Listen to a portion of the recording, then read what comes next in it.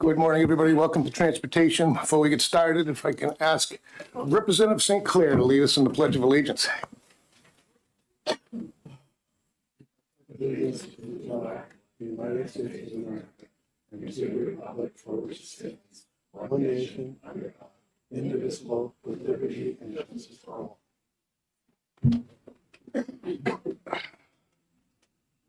Thank you for that.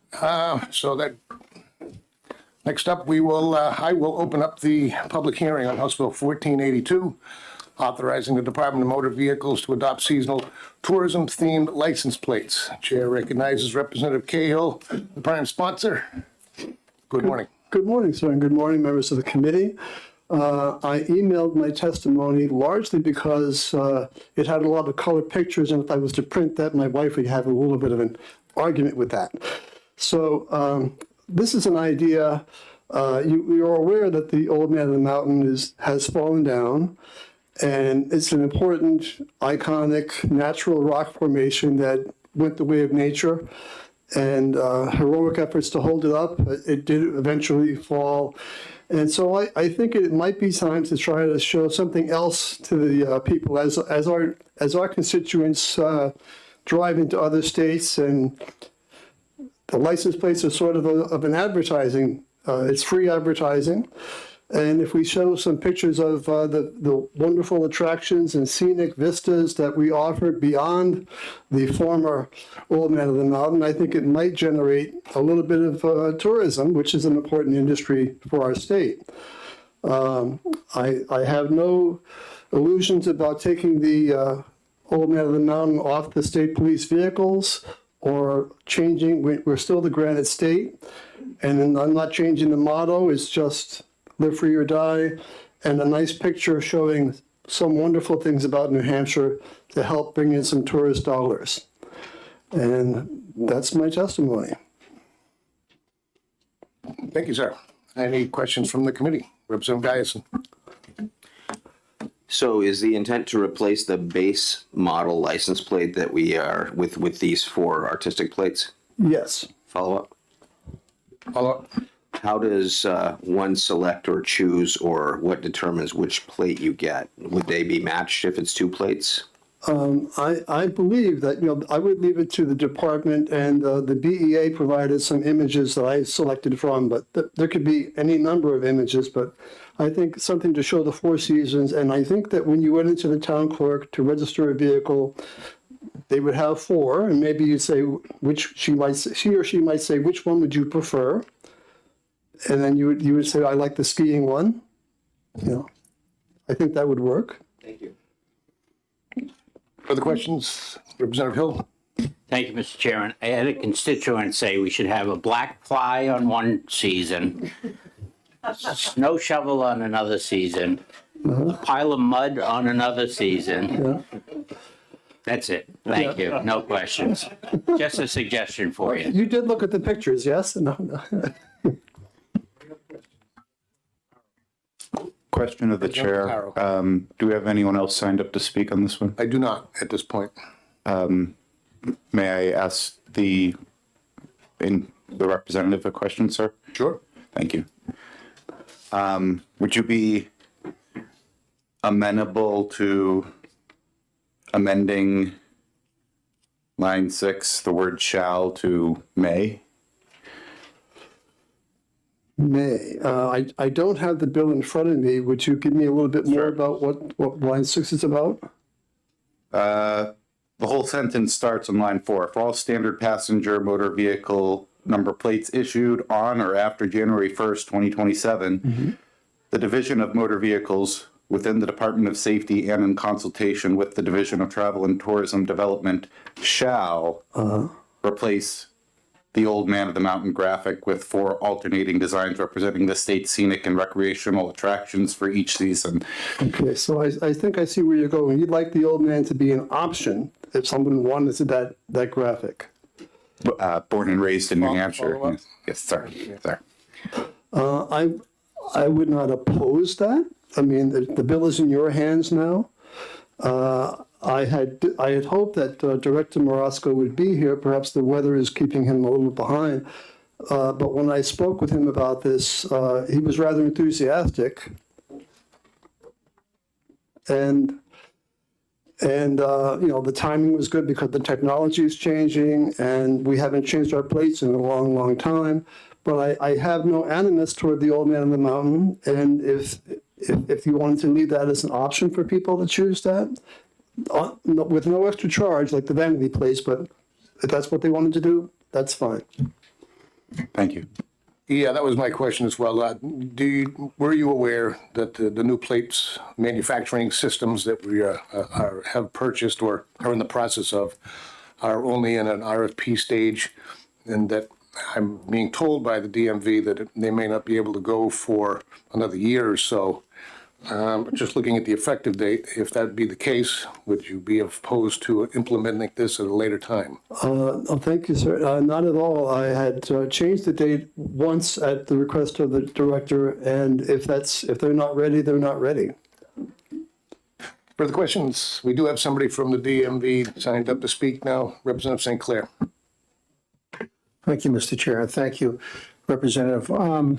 You do remember when the license plates said instead of live free or die, they would say first photo scenic, and then they changed it to scenic, New Hampshire? Follow up. Yeah, go ahead. Any interest in making that optional too? I know that there have been efforts in the past to put scenic New Hampshire back on the plate, and I think it's a great idea. It helps with that messaging of the beautiful vistas and everything. I know that's also a very sensitive area, and I'm flexible. If some people really want the motto, then that's their business. I know there was some problem with people who didn't want the motto, and that got into some litigation. Let's not go there. We have enough problems already. Thank you. That's an understatement. Anybody else from the committee? Seeing none. Representative Miller. Again? Seeing one. Representative. Thank you, Mr. Chairman. Good morning. I'm curious. I did a little bit of research on this before coming in this morning, and note that I can't find any other state that does a sort of photorealistic rendering on their license plates as opposed to illustrations. And so I'm curious, from your perspective on that, are you concerned about it should be a picture or something, or just like it's representative if it's illustrations or cartoons of the flowers and of the skiing and stuff like that? Is it more making sure the concept is there versus the implementation? Thank you, Representative. It would be the concept. I just think, showing a picture is worth 1,000 words, and whatever format the vendor and the department come up with, that's fine. Thank you. Representative London. Thank you, Mr. Chair. Thanks for taking my question.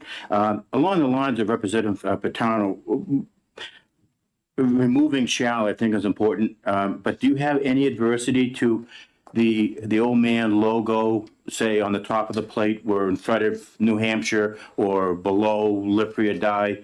It is our state motto, our state logo, and I don't think that we should just eliminate it, is my opinion. Your opinion, sir? Thank you, Representative. I would not oppose that at all. Whatever would make the plate suitable and attractive, that's where I want to go with this. Any other questions? Seeing none. Thank you very much. Thank you, sir. Next up, Chair recognizes Jennifer O'Leary from the Department of Motor Vehicles, not taking a position. Welcome. Good morning, Chair, members of the committee. My name is Jennifer O'Leary, and I am the Administrator of the Bureau of Registration with the Division of Motor Vehicles, having been in the motor vehicle world for a number of years. We do not take a position on this. Did want to discuss either the fiscal note. I'm open to questions, as well as looking at changing the shall to may. I think we'll just add additional plate types in. You are correct with the information that the director has provided to you as it stands with our current plate project, coming up with those images and working with travel and tourism to determine those would be easy enough. We've worked with other agencies and entities to implement these types of plates before in the past. If there are any questions you have for the division, I'm happy to answer them. Questions from the committee? Representative Gorski. Thank you, Mr. Chair, and thank you for taking my question. I see the fiscal notice says 45,000 per plate, and I thought in previous bills, I heard it went down to 25. So is it 45 or 25? We're creating 4 different plate types and taking one plate type away. The information that was provided to me would be 45 per on this design based on the language in this bill. If we are looking at additional plate types just being added to the fleet, that may change. So any changes to language or amendment, I can submit to our team to get an additional fiscal note if that's needed. I have one for you. Has there been any conversation in the department, whether we have the technology or not is irrelevant, because I've seen these mural type plates on other states around the country and they appear to be kind of muddy almost to the point that you can't read the numbers. Has that conversation come up? Not to my knowledge. I do know that the way currently our plates are embossed, the numbers do stand out and over the images, but I haven't heard that, no. It's just a concern because they are tough to read. Anybody else from the committee? Representative Hamblin. Thank you, Mr. Chair. Thank you for being here, taking questions today. So when it comes to actual sending plates to different cities and towns, is there a process that the towns ask for? I want one Old Man in the Mountain plate, or I want one plate with this background or that background? Thank you for your question. Our current plate inventory is stocked at our municipalities to a level in which they feel meets the needs of their issuing and their residents. We are currently working on an autofill program where we're monitoring the stock of each plate type and each inventory type within the town, and then our warehouse is sending those out. So if the town sees that they're issuing more of the current moose plate design, then they're going to get additional moose plates in stock, understanding that their customers are looking for that. The way that this bill is written, it is asked that we distribute all 4 seasons in an even manner. It was our understanding from the language in the bill that if we use the winter sports, so say December to February, we'd have to average out the number of plates that we're going to be issuing. So we would have to determine how many plates we're going to keep in stock for each season and how many are going to be distributed, which is going to kind of shift and change how our programming works. Thank you. Any other questions? Seeing none. Thank you very much. Thank you. So let me double check. Having nobody else signed up to speak on House Bill 1482, I will close the public hearing. We are a few minutes ahead, 10:20 or thereabouts, so we can get into the next one, which is 10:78.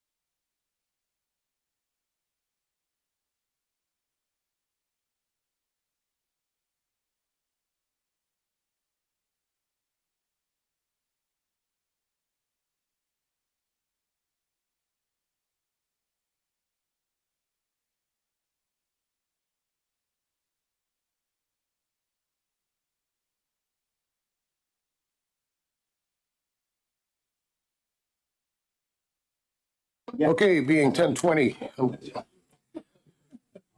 Being 10:20, I'm going to open up the public hearing on House Bill 1078. Excuse me. I'm going to open up the public hearing on House Bill 1078, creating a Gold Star Family and Gold Star Father license plate. To introduce the bill, Chair recognizes Representative Davis. Welcome, sir. Thank you. Good morning.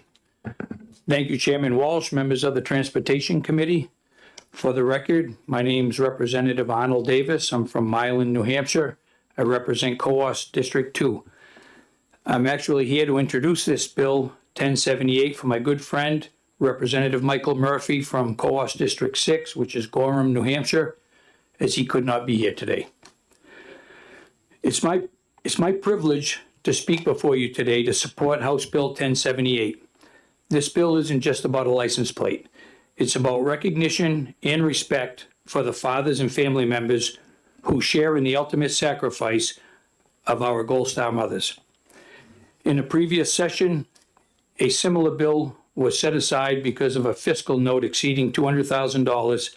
However, with the Department of Safety's updated manufacturing process, that cost has been significantly reduced to approximately $25,000 to $50,000.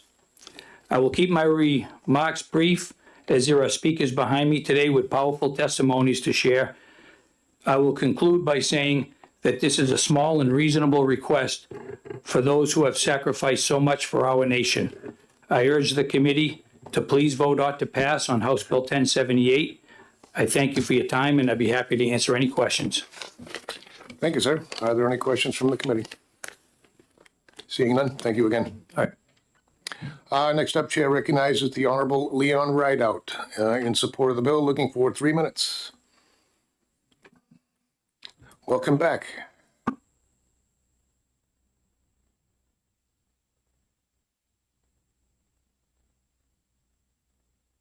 Microphone. Like, Yep, microphone. Thing, we have a microphone.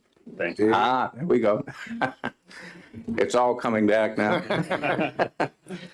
But thank you to the members of the committee for letting me speak. I'm Leon Rideout. I served for 26 years in the United States Marine Corps, and I'm a member of several veterans groups, VFW, Legion, CVMA, DAV, to name a few. But I am here speaking for myself and from the heart. The 26 years I served in the Marine Corps brought me to 2 war zones, Desert Shield, Desert Storm, and Iraqi Freedom, where my unit suffered 11 KIAs.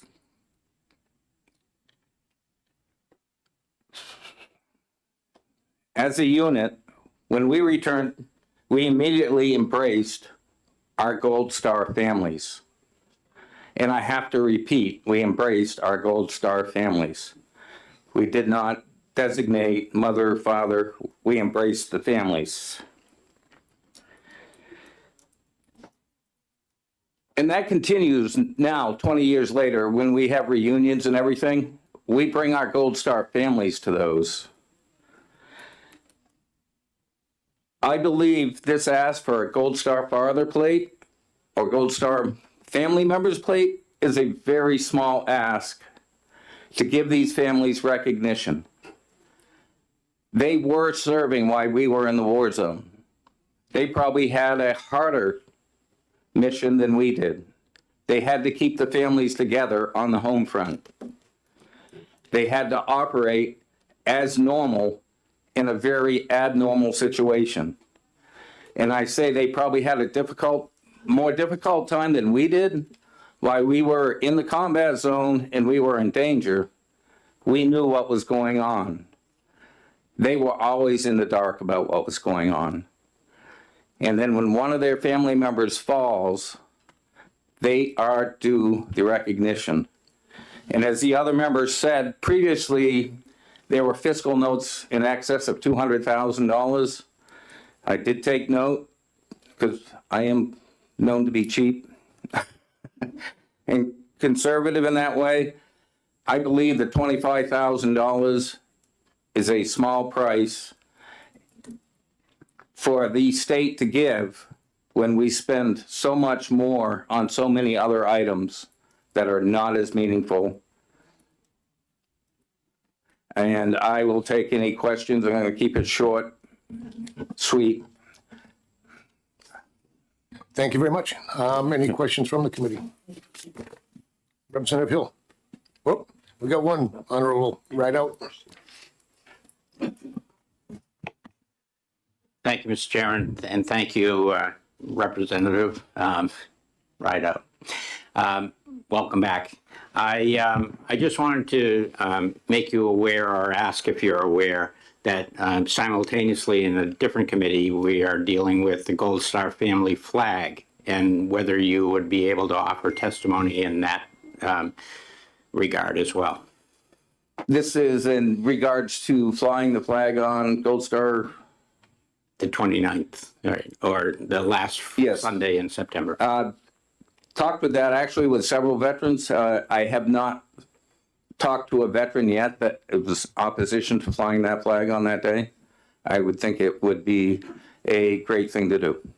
Thank you. Representative Palondon. Thank you, Mr. Chair. Thank you for taking my question. This legislation delineates Gold Star mother, Gold Star father, Gold Star family, and I'm looking at costs. I'm not adverse to this, but would Gold Star family, a single plate made Gold Star family, would that delineate the message that you're trying to relay? I'm just thinking of costs. Any answer, any sentiments to that, sir?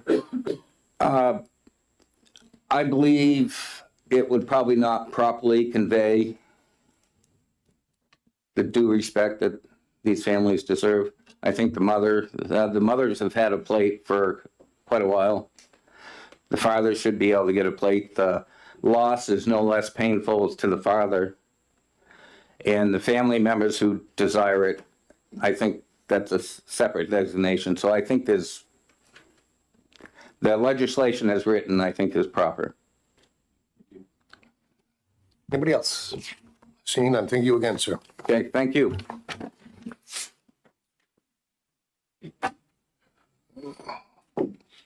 Next up, Chair recognizes Representative Corzine in support of the bill. Looking for 3 minutes. Welcome.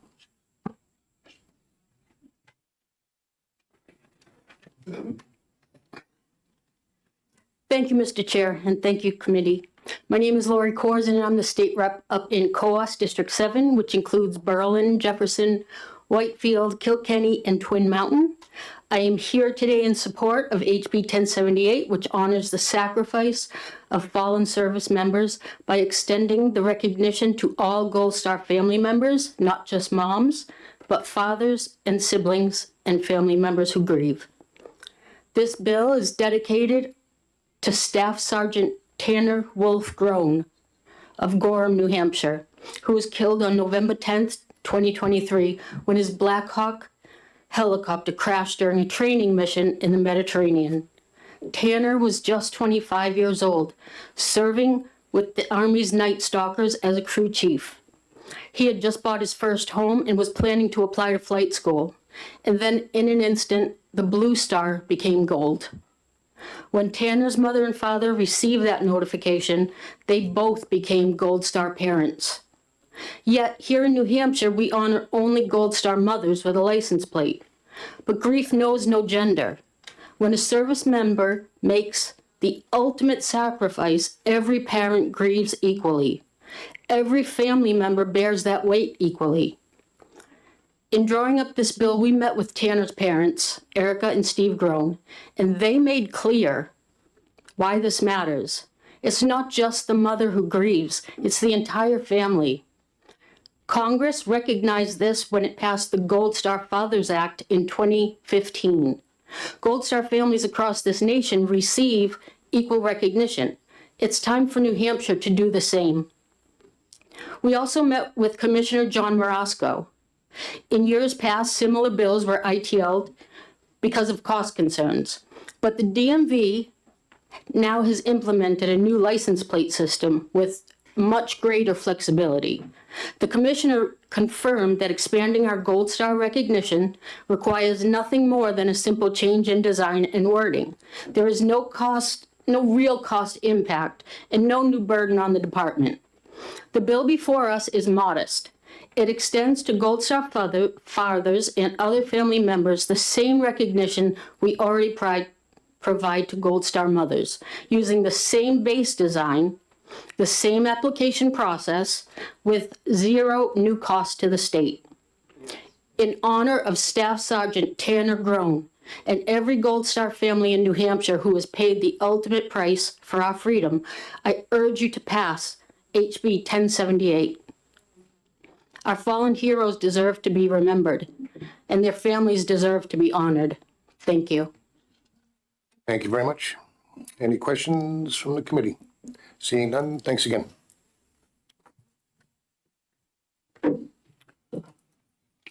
Next up, Chair recognizes, is it Eric Groen in support of the bill?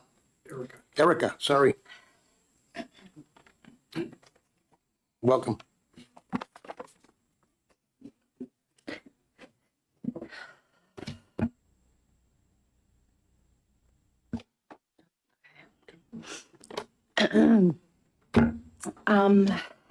My name is Erica Groen. I'm from Gorham, and Steve, from Gorham, New Hampshire. I'm a wife, a mother of two. November 10th, 2023, we lost our son.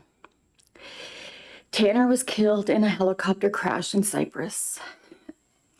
I'm here today to ask for the bill to be passed. I'm not a public speaker. I really don't like speaking in front of people, but I feel very strong about this bill.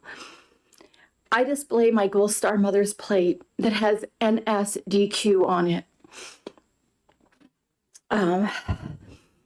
Night Stalkers don't quit. My problem is, it doesn't feel right that my husband can't display a Gold Star Father's plate on his vehicle or our daughter a Gold Star family plate. Steve and I have been a team since the day we exchanged our vows. We raised our children together as a team. He is my best friend. As a mother, I spent more hours with the kids, but without Steve, I wouldn't have been able to do that. When he would come home from work, if the kids asked him for something, he always asked if they had already asked me. And if they had, that was the answer. Steve probably wouldn't have said yes, or would have said yes more often than not. But he respected my decision. If he didn't agree with the decision, we would talk about it privately, but it was rare that we weren't on the same page. The kids knew that they could not play us. We raised our children together.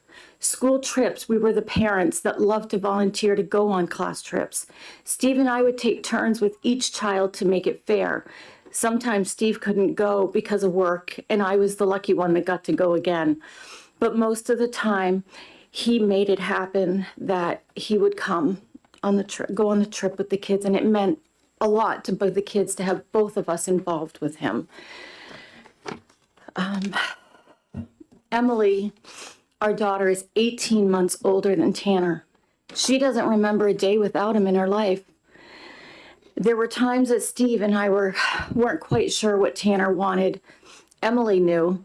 She would say, Tanner, she used to call him TT, but Tanner wants whatever it was he wanted. She understood his baby talk. They grew up close. No, they didn't always get along. They fought like all kids do. But nobody could pick on their sibling because they would stand up for them. Tanner could tease Emily. Emily could tease Tanner, but nobody else could. We always said it's a good thing Tanner likes Mike, Emily's husband, because that probably wouldn't have been a good thing. She valued what her brother thought. What I'm trying to say is that I didn't raise Tanner alone. Steve, Emily, and I are a team. I should not be the only one recognized as a Gold Star mother. Steve and Emily deserve the same title. There are many other states that have Gold Star mother, father, sibling, spouse plates. It would be nice for New Hampshire to join them. Please pass this law today so that another family doesn't have to stand before you and pour their hearts out to strangers, begging them to pass a law that recognizes the whole Gold Star family, not just the mom. That's all I have. Thank you very much. Thanks. Would you take any questions if there are any? Are there any? Seeing none, thank you again. Thanks. I have nobody else signed up to speak on House Bill 1078, so I'm going to close the public hearing. We are slightly ahead again, so next up we will have House Bill 1560.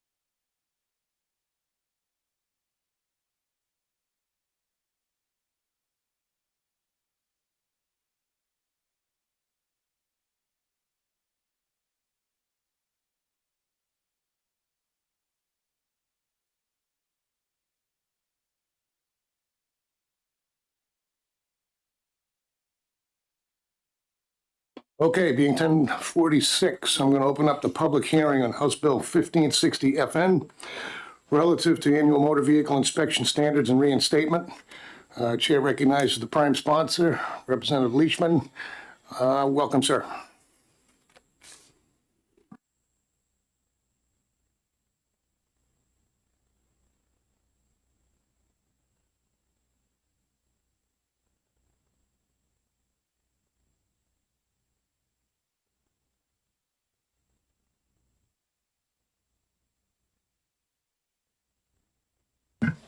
Thank you, Mr. Chairman. For the record, my name is Peter Leishman. I represent Hillsborough 33, which is Peterborough and Sharon. I do have a small handout to hand out, if that's all right with the chair. Absolutely.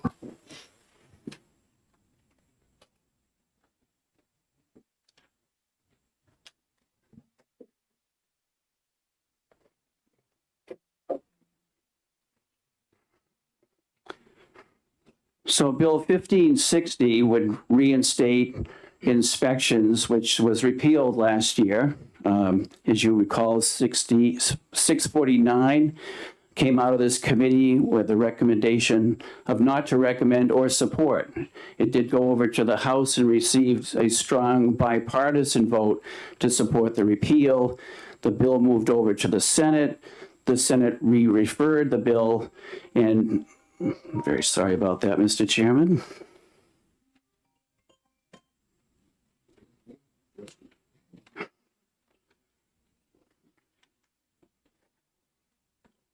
Let's see if that works.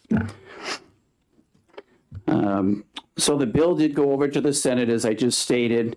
No action was taken until recently. The Senate Finance Committee took up the bill, and an amendment is being offered today, which I understand has the support of law enforcement, automobile dealers, driver safety organizations. However, I have not seen the amendment. The chairman and I spoke briefly yesterday. I think the chairman is probably more familiar with the Senate amendment. Senator Gray is introducing his amendment today. I did speak to Senator Rosenwald yesterday. She had not seen the amendment. She also serves on Senate Finance, so I'm not really sure what it has, but simply my bill 1560 would repeal the repeal of the, and it has one change, is that any vehicle that's less than 3 years old wouldn't require any inspection whatsoever. So knowing how busy the chair is after speaking with him yesterday, there may not be a need of 1560 if the Senate's version is supported by the House. But again, unless anybody's seen it, I'm just guessing at that. But the Senate, I understand, was hoping they'd get this amendment through the Senate on 649 today, and then vote on it Thursday in a Senate session. But of course, the House isn't meeting Thursday, so we couldn't concur or non-concur on their amendment. So with that being said, Mr. Chairman, maybe there's no need for this bill at the moment. Thank you, sir. Any questions from the committee? Representative Coker. Oh, thank you, Mr. Chairman. So the only change in this, you didn't change any of the requirements for inspections or any of the, all the problems that we had with it. It's just basically cars under 3 years don't need an inspection, but everything else is in it. Yeah, me and the other two sponsors thought because there was so many issues and concerns, at least there should be a bill put forward that could be discussed among the individuals. I know, and I actually voted for 649 along with a number of my colleagues on both sides of the aisle last time due to the testimony of Representative Stephen Smith and all the problems that had been identified, and I guess the industry wasn't willing to come along. So I guess at the time there was hope that the Senate might be able to work those issues out, and that's apparently where this is headed. Thank you, sir. Thanks. Any other questions? Representative Pataro. Thank you, Mr. Chair, and thank you, Representative, for taking my question. Why do we want to reestablish a motor vehicle inspection? Well, I think anyone that's driving on the roads now, it's a question of safety. There are only 14 states, I believe, in the country that have inspections at this time. Most of them are being in the Northeast, but it's certainly not political. Texas, for instance, requires inspections. Utah, as does Illinois and New York, Maine, and Vermont. So I think it's a matter of safety to make sure the vehicles on the road are in fact safe. I know there have been some issues where some service stations have gone beyond what are safety issues, which Representative Coker alluded to. And but I think there should be something. It's a privilege to be on the roads and not a right to be on the road. So I think the bare minimum inspections, there should be a requirement to have some sort of inspections. Thank you. Any other questions from the committee? Seeing none, thank you very much.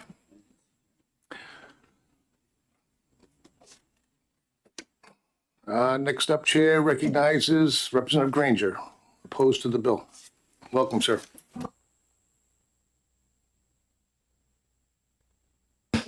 Thank you, Mr. Chair, members of the committee. I'm just going to support opposing this bill. And there is likely to be some sort of solution with the underlying bill, HB 649.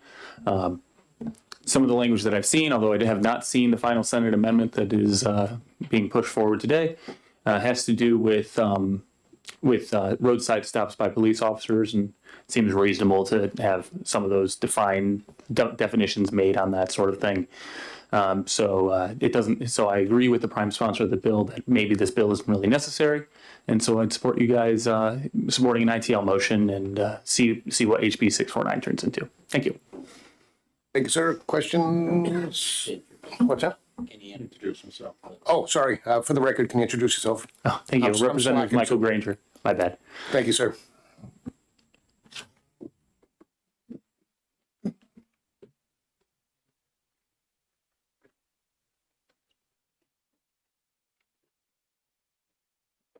Next up, Chair recognizes Jeremy Olson, Hampshire Motorist Freedom, or representing the Hampshire Motorist Freedom, looking for 2 minutes, who is opposed to the bill. Welcome. Is this on? Good morning, Mr. Chairman and ladies and gentlemen of the committee. My name is Jeremy Olson, and I am representing a newly formed organization that we're calling the Hampshire Motorist Freedom Organization. As you all remember, we worked on this last year as individuals. We know this was one of the most popular issues last year to get rid of. We had many people email the committee, email the Senate to get rid of the car inspections. And we're just obviously here to oppose this new bill, to oppose bringing it back. And we're hoping we're not going to have to run the same kind of grassroots committee again this year and spam you guys with 1 million more emails. So that's basically all I have to say on this, is that we're opposed to it. And I did hear about this amendment that was just offered. We would not be opposed to, like, if the Senate wanted to do something where they create the fix-it ticket type stuff as a counterbalance to getting rid of this. We wouldn't be opposed to that, because that's a reasonable thing to deal with people that genuinely have negligent vehicles. But we're completely opposed to bringing back inspections, and we're prepared to go after it again, just like last year. Thank you. Thanks. Well, we're pros at taking emails, so don't worry about that. All right. Any questions from the committee? Seeing none, thank you very much.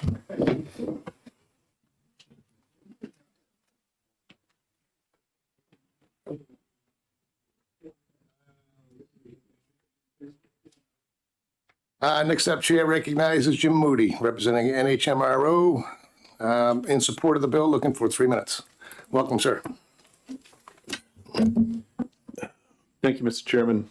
Jim Moody, representing the Hampshire Motorcyclist Rights Organization. We are in favor, as we always have been, for inspections, primarily just for safety. Tires, brakes, lights. That is the most important thing on a motorcycle, those 3 issues that keep motorcyclists safe on the road. Same thing obviously applies to cars. If there's any amendments to a inspection bill that just focused on safety, I think that would be well supported. And again, we're trying to keep all the motorists safe in New Hampshire, especially motorcyclists, and having safety inspections primarily, again, focus on tires, brakes, lights, to us makes perfect sense. And we would love to see those items in a state inspection bill. Thank you. Thank you. Any questions from the committee? Seeing none, thank you again. Thanks. Next up, Chair recognizes Aubrey Friedman, representing himself in opposition to the bill, looking for 3 minutes, and he does have some written testimony for us. Welcome. Mr. Chair, committee members, Aubrey Friedman, I live in Bridgewater, private citizen, and I speak in opposition to this bill. I testified for the 649 several times last year, so it's kind of the same arguments. I lived in California most of my life. As you know, California they're not lacking in programs and safety and mandates and all that. And if they don't have the inspection program, that tells you right there is totally not necessary. We only have 14 states. And if actually was important for safety, and there have been plenty of studies on it, they could not find any significant difference in states that had the mandate versus states they didn't. So what's the whole point in it? And if it actually was a really public safety issue, wouldn't the insurance rate be lower in states that have the mandate? But they're not. So, and then lastly, just a quick little example of how things went wrong with this program. A former client of mine had a little nick in his windshield, and it had been past inspection for years, and 2 years ago he went for the same car, same windshield, hole wasn't any bigger, it was just the same, and this technician said, no, you got to get a new windshield, $500. He managed, he has a good job, but for a lot of people, an extra $500 unnecessary dollars is a big deal. So it was a boondoggle. I'm glad we got rid of it. Please don't bring it back, and that's why I opposed the bill. Thank you. Thank you, sir. Hey, Rob, will you take questions? Yes. Representative Geisen. Thank you, Mr. Chair. Thank you, sir. I know you've studied this issue extensively. Are you aware of any state that has removed their vehicle inspection program and then later reinstated it? I never heard of one, but thank you. I could be wrong. Any other questions?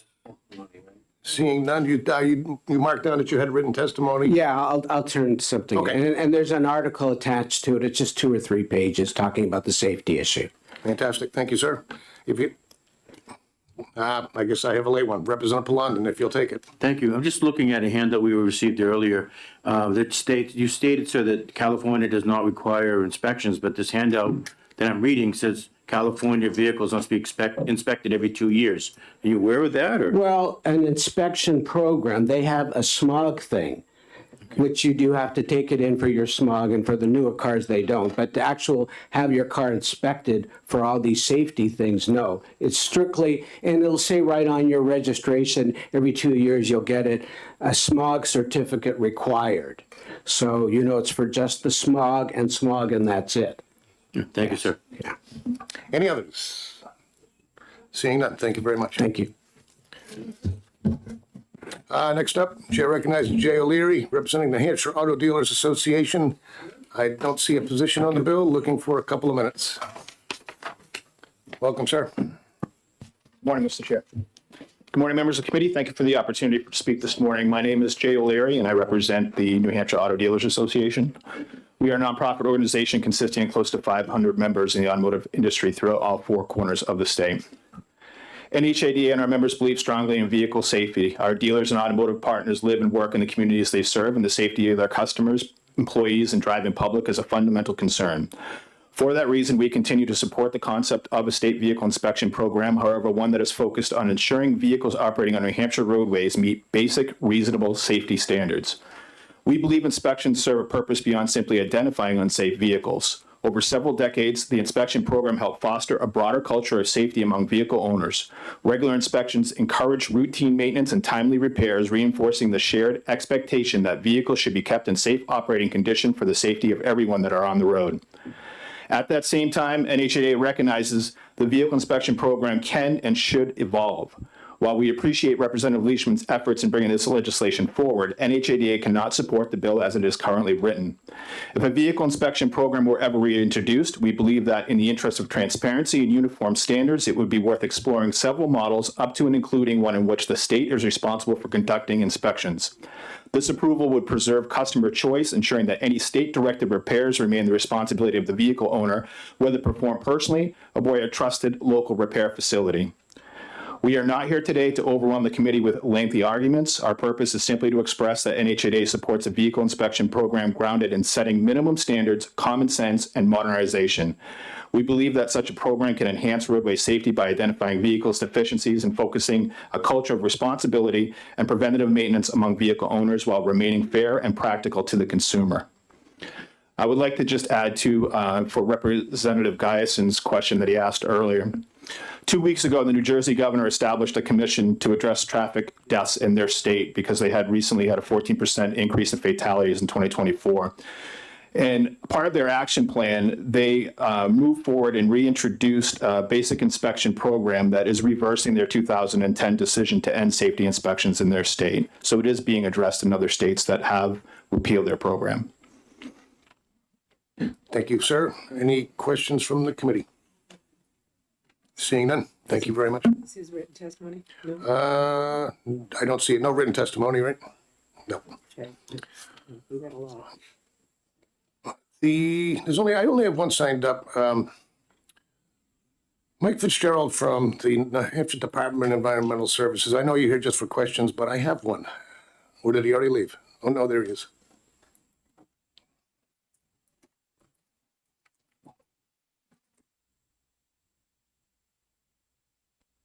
Good morning, Mr. Chairman. Mike Fitzgerald. I'm Assistant Director of the Department of Environmental Services. We were responsible for the emissions testing program previously and for the requirements to in HB2 to repeal that.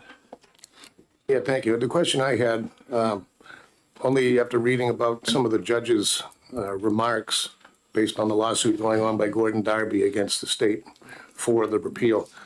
A question was asked that how come it took 6 months since the budget was passed to actually get the implementation or the new implementation plan filed with the Environmental Protection Agency? Yes. But I also have with me our State Implementation Program Manager, Catherine Beam, who was responsible for putting together that paperwork. The state was mandated, the department was mandated rather to submit the paperwork to EPA in HB2 by December 24th. We met that goal by 12 hours. What's generally not recognized is that that's an exceedingly complex set of documentation. The Clean Air Act is very specific about the requirements. We had to provide two separate documents, one regarding how the inspection program was addressed in our state implementation plan with EPA, a federally approved plan. And the second, the other requirement for an inspection program is because we were a member of the state of the ozone transport region, states basically from Virginia to Maine. And that's a separate specific requirement in the Clean Air Act. So we had to opt out of the ozone transport region. So we've got two documents, both of them exceedingly complex, highly detailed analysis on air emissions, et cetera. And also there were a number of administrative requirements. There was hearings that had to be conducted, 30-day comment periods, et cetera. So it was a rather Herculean task for us to put those documents together and submit them on time. No, and I appreciate that. It certainly was not intended as a hostile question. I just saw the judge ask the question, but the answer was nowhere to be found. Yeah, yeah, it's just not a simple documentation. I do understand, and I thank you. Thank you. And did anybody else have any questions? Nope, seeing none. Thanks again. Okay, I have nobody else signed up to speak on House Bill 1560, so I will close the public hearing. take a few minutes to reset, and we will open up the public hearing on House Bill 1703. What's that one? I've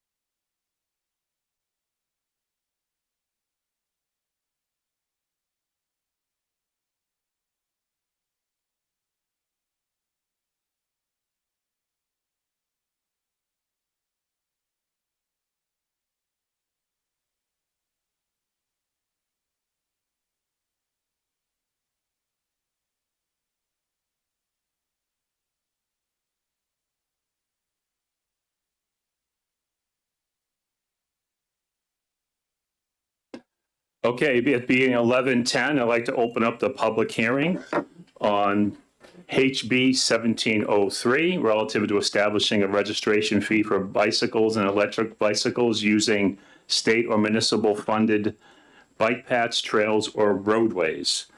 And the chair would like to recognize Representative Tom Walsh, prime sponsor. Welcome, sir. Good morning, Mr. Chairman. Thank you. For the record, my name is Tom Walsh. I'm a representative from Merrimack 10, which are the towns of Hooksett and Dunbarton.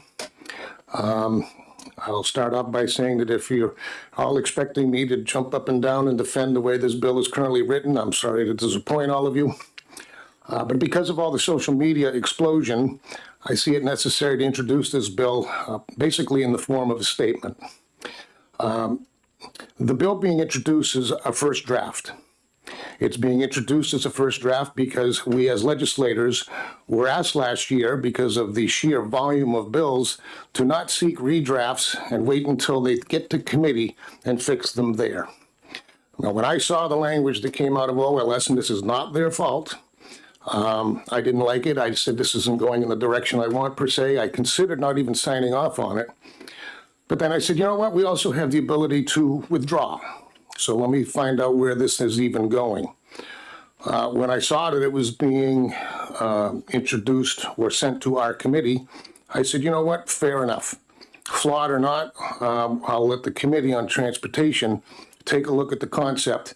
And if they think there's something there, then we can take it apart, make the changes, et cetera, et cetera. Unfortunately, I would recommend to everybody, don't ever do that again, or don't ever do that.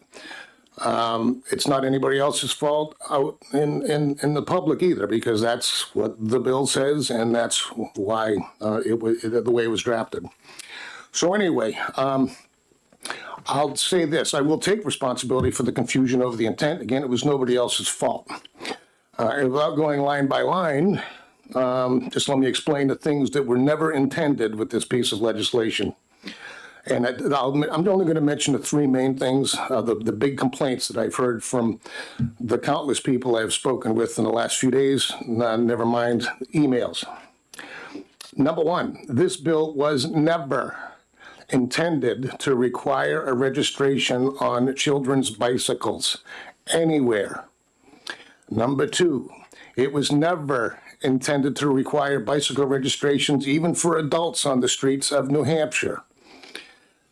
Well, I'll say it again. I've said it 100 times in the last few days. The $50 fee that was put in the bill was a number on a line as a placeholder until at such time we decided to do the deep dive and figure out what an appropriate fee may be. It could have been none was needed, and therefore the bill would have disappeared on its own. But those are the three things that I heard the most that get captured, and it's unfortunate, but again, those things were never intended to be the final product of this bill. The bill was simply proposing a reasonable user fee for those that choose to use this new bicycle infrastructure that we are creating when there's state money involved. Very similar to the way we deal with OHRVs and snowmobiles, for example. If you want to use the trail, you pay a registration fee, you put a decal on your vehicle, and off you go. Well, that's it. That's as simple as it was supposed to be, just to help pay for the infrastructure that we're creating. And it's a pretty costly one, and it's expanding quite a bit. I have this as a side note, and I hope everybody realizes that when we talk about bicycle registrations, this bill did not invent bicycle registrations. It's been in statute, and I didn't even bring a copy of the bill, but it even refers to it in the bill that all municipalities have the ability to impose registration fees on bicycles. They've had it for decades, if not longer than that, because I was born here in '66, and I remember most of the '70s in Manchester having to pedal my bicycle down to get a new registration sticker every year. And you know what? I was even a kid. So the only reason, I'll change gears here, the only reason I filed this bill is because now we're being asked to raise fees on motor vehicles once again. vehicle registrations were raised in last year's budget. There's a bill working on a way to raise in the Senate, by the way, to raise tolls, in fact, double them for people who don't have an easy pass. And while I don't know of any bill, I've also heard people suggest raising the fuel fees. And you notice I'm careful to call them fuel fees because we would never dare to call them a gas tax. We even have a creative word called a road toll, just to make it look like it's actually a user fee. So we're also being asked we're being asked to do this because we're told the highway fund is $400 million short of taking care of the proposed road projects. At the same time, most people believe, because we've been told over and over that we are a user fee state and that the money in the highway fund is only for roads and highways. Well, it appears that's not always the case. As it was discovered, in some cases, highway funds are actually being used to help build these bike paths, etc. The first case I heard of, and I've known for a couple of years, was spending a considerable amount of money to reconstruct and to reopen the General Sullivan Bridge in Dover and make it a bike path. That was the first time I heard of it. Now I'm also aware, I don't know the total dollars, again, I haven't wasted DOT's time yet to get the numbers. How much money have we actually spent at exit 4A, arguing over whether we're going to have a surface lane crossing on one level, or we're going to spend the money to build a tunnel? And guess what? That would all come out of the highway fund too. So, unfortunately, as we move on, I have not, even though the first draft was the thing that showed up, I have not been not working on this. But I've also discovered that any attempts at this type of user fee, and again, is all a user fee on these infrastructures that I was looking at, but it could be more difficult than I even realize. Because now you look at some of these trails, they're actually funded by multiple sources. Well, that's problematic. It's not just the state money we're talking about. They might just help with a bridge, for example. You could have nonprofits helping with others. The towns chip in. So that's a hurdle I didn't realize when I even filed the bill. I have to be honest. And lastly, I will say for one last time, this was a genuine attempt at fair funding. I still believe that user fees are the best way to do that. If you want to use nice things, help us pay for these nice things. I can see that this is going to be a heavier lift than I first realized, or that we're probably going to have time for, because this is an early bill and we've got till the 12th of February. I don't see it happening. So personally, because of all these things, I don't see the bill moving forward either. Now, that all being said, I don't think this was for nothing. I think it opens up a lot of conversations, especially on what are the unrestricted funds in the highway fund, for example, and others. But I will say this while I'm here, just as a last note, because I see the room is full behind me. Knowing this, that we're not going to be moving forward with this, and knowing that that we're not even looking, we're talking about the final product. Anybody here that testified, please don't beat up on the Transportation Committee anymore. You've heard the message. But I will ask you, Mr. Chairman, too, that, if anybody still wants to come up and testify, maybe this is a good time to ask the question. Do you think that everybody that uses these bike paths and trails, et cetera, should be asked to pay for them in a way? Or if these things should just be provided because it serves some kind of benefit? I think that would be valuable knowledge that we could also take out of this bill. So with that, I don't know, I'm not afraid to take questions, but I don't know personally if any are needed on the bill, because as you can see, we can decide later whether we just kill it outright, use it for an amendment if possible, or an interim study if we want to keep talking about it. Thank you, Mr. Chairman. Okay, any questions from the committee? Representative Ayu. This bill seems to be more related to infrastructure, which we as a committee don't really usually deal with. It usually goes to Public Works and Highways, and it deals with revenue, so that would be a ways and means thing. Should this have come to us? Is this something that we should? Well, thanks for the question, Representative. I was uncertain. You could have argued either way, but sometimes they look at the actual title, the statutes that it's working with to make the determination what committee to go to. But you're right. Arguably, it could have gone either one. Representative Miller. Thank you, Mr. Chairman. Thank you for taking the question. I'm curious, you mentioned, people using these things should pay for them. And I'm curious if you have any details or idea of how many, two parts. One, how many of the people, New Hampshire residents cycling on these are not already also paying for them through their vehicle registration? And secondly, how you would enforce that on visitors to the state. Are we putting up toll booths at these plazas? I'm joking. I can't imagine that's actually going to happen, but we do make a decent amount of money on our rail trails for the surrounding communities in that sense, and that's a nice tourism draw, and I'd hate to see that killed. So how would you address that?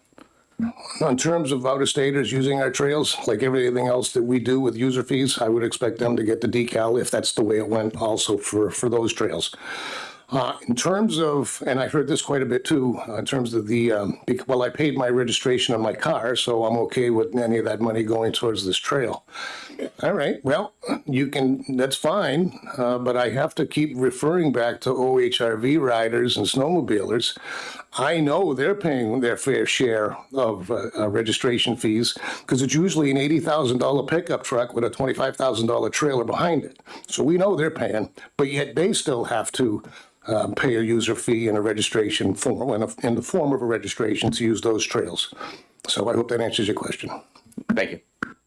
Any other questions from the committee? Representative Sykes.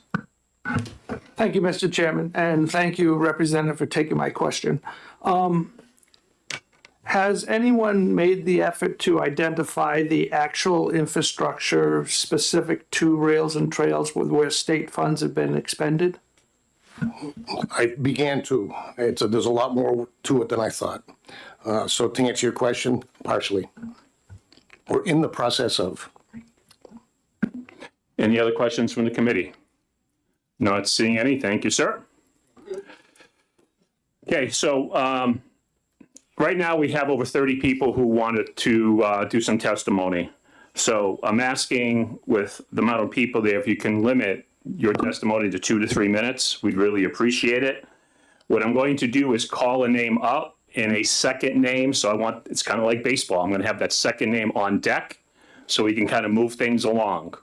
Okay, so I'm going to be doing that. And Brad, our researcher, if we can change the title of the bill on the main table, that'll be much appreciated because it's the old bill. New information. New information.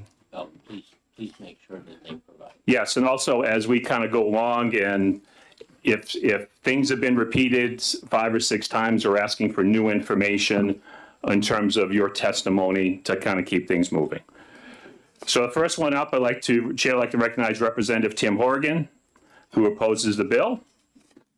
The next one after Tim will be Paul Carr. Cameron from Portsmouth? Yes. Okay, you're on deck. Welcome to Transportation. Thank you. I'm Representative Timothy Horgan from Stratford County District 10, the town of Durham, and we actually I happen to live a couple of blocks from Madbury Road, which recently had a complete streets. Well, we're in the process of completing a complete streets project, and that's a lot of that is integrating pedestrians and bicyclists along with the motor vehicles. So, this bill. I sit in the back of section 4. I'll just say, which is where they tend to put the malcontents and the jokers back there. And a few years ago, I had a seatmate and we spent a lot of time during long sessions trying to come up with the worst possible bill, the most unpopular bill. And I think maybe we didn't think of this particular idea, but I think maybe this wins the prize. So there's I think there's like no support whatsoever for this proposal, and even the sponsor backed off from it. I will say that I have zero interest in compromising on somehow finding a way to have user fees for bicyclists and pedestrians to pay for the pedestrian and bicycle infrastructure, because these bicycle paths are often, and the rail trails are used also heavily by pedestrians. If you do the reduction to absurdity, are we going to start having to have stickers on our walking shoes to use the rail trails? Like, where does this end? And I think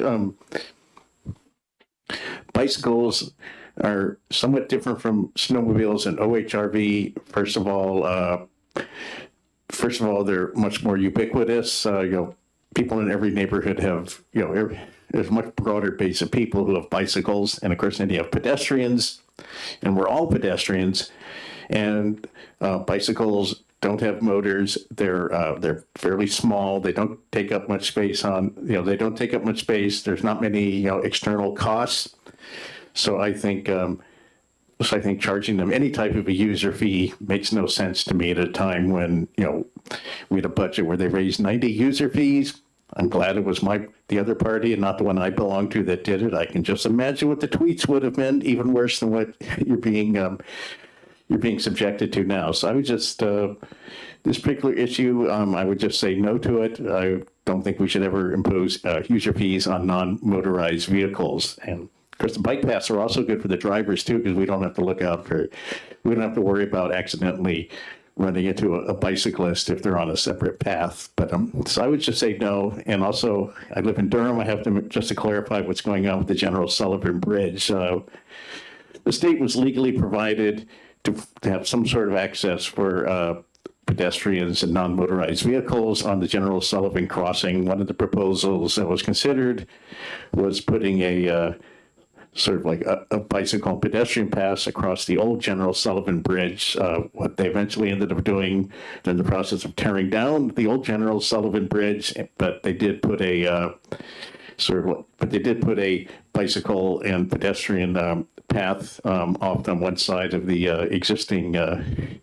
I still refer to it as the General Sullivan Bridge, but that's not its name anymore. The Little Bay Crossing. So that was something actually we were legally obligated to do to provide a right of way. So I would just say bicyclists and pedestrians are not quite the same as OHRA and snowmobile users. There's a much broader base of people who are doing them. The environmental effects are virtually nil in the case of pedestrians and bicyclists. We need to have the wrap up, please. Yes. Anyway, so no, I would not even try to use this bill for a compromise. I think you should just. I think this is extremely unpopular idea, extremely bad idea, and you should not go forward with it. So thanks.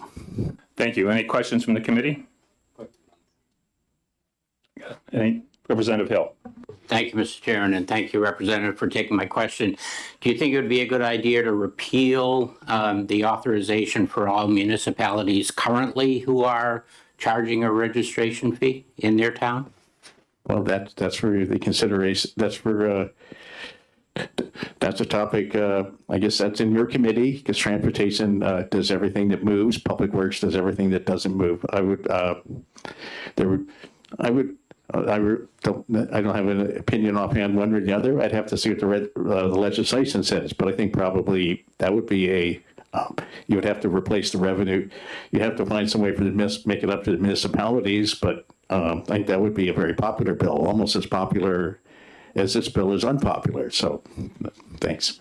And that would be probably a germane amendment to this bill if you wanted to go forward with it. So thanks. Any other questions from the committee? Not seeing any. Thank you. Chair now would like to recognize Paul Cameron, representing himself, who opposes the bill. Asking for 2 to 3 minutes. Am I butchering your name, Bab? No. And the next one up will be Jim Moody on deck. Welcome to Transportation.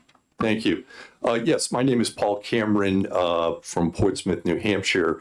And I guess I didn't totally understand the bill. And after the presentation, much of the questions I had and concerns have been put down. I was hoping that one of my suggestions was to have, because I thought it would hurt tourism. I've been a biker for 40 years, road biking, and I really thought that having that type of tax would prevent people from coming to New Hampshire. And I just wanted to express my concern for it. If the bill does continue on, I know sometimes they have carve-outs for if you have maybe a set time, 7 days, 2 weeks, so that people can visit the state with their kids and are not. But I heard in the earlier presentation that children's bikes were not part of that. So anyway, long story short, a lot of my questions have been answered, and I don't want to keep things going. So We appreciate that. Yeah, yeah. Any questions from the committee? Not seeing any. Thank you. Thank you. Chair, I'd like to recognize Jim Moody from NHMRO, who opposes the bill. Is Jim here? Okay, well, Jim's going to be on deck. All right. Chair, I'd like to recognize Matt Coe, asking for 1 minute, who opposes the bill. Next person up will be Constantina Marshman. Matt, welcome to transportation.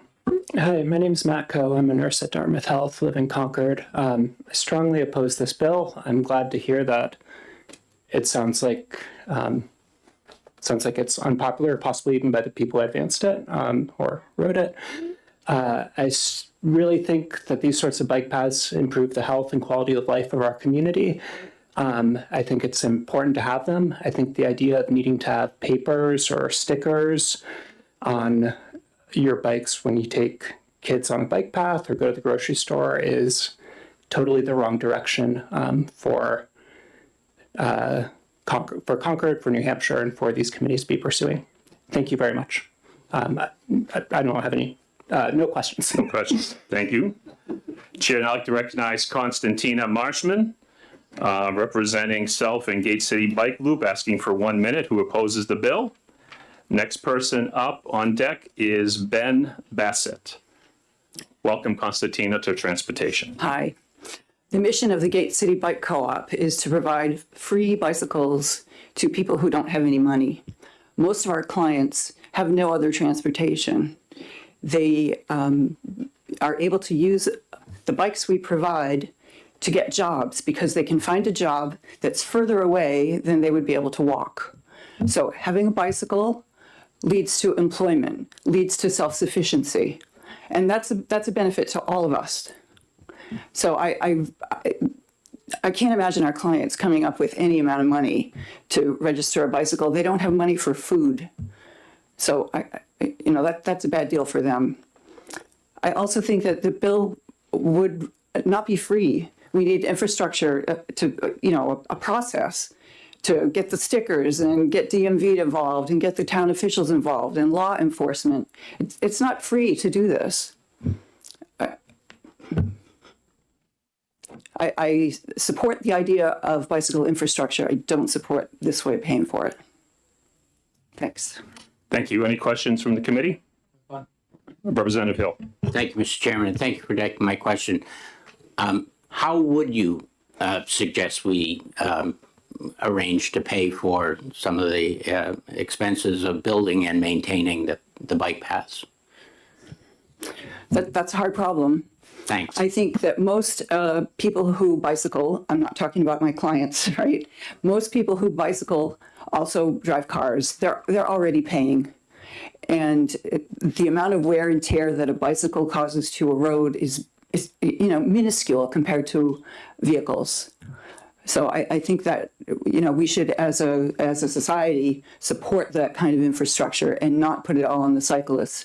Also, if you're doing user fees, I've ridden thousands of miles on trails, and I would guess that more than half of the people there are pedestrians. I don't think we're going to charge pedestrians to walk down a path. There are people that skate, there are people that ride their horses. Are we really going to tax all those people? Or are we just going to have a beautiful place where people can get from point to point and can get fit? And any other questions from the committee? Not seeing any. Thank you so much. Chair, now I'd like to recognize Ben Bassett, representing himself, asking for 2 minutes, who opposes the bill. Next person up is Donna Cusick from Hudson on deck. Welcome, Ben, to transportation. Thank you. Ben Bassett, Alton, New Hampshire. I just found out about this a couple of days ago and I was infuriated. So I was really glad to hear the initial speaking on this. And I agree with the woman who just spoke. The idea originally that all the people I talked to, I can't imagine our children trying to ride their bike to school and having the police go after them because they don't have a sticker on their bike. And so, this just was creating massive confusion. And I'm thinking of, geez, we've got kids who are obese that need to be out riding a bike, not on their smartphone, not sitting at home watching TV, not loitering in places where they shouldn't be, and taking that, putting a disincentive on bicycle riding just seemed like just the total opposite of what we should be doing. Also, I have snowmobiles and ATVs, and I pay those fees. I've got to go pay for $2,600 in car registration fees this morning when I get back home. And I ride the rail trails on snowmobiles and bicycles, and just paying. I've got 4 bicycles. My wife has 4 bicycles. We ride fat bikes. We ride road bikes. We ride gravel bikes and electric bikes. And I thought to myself, wow, I'm going to pay the $100 fine. I hate the idea of having our children be avoiding law enforcement.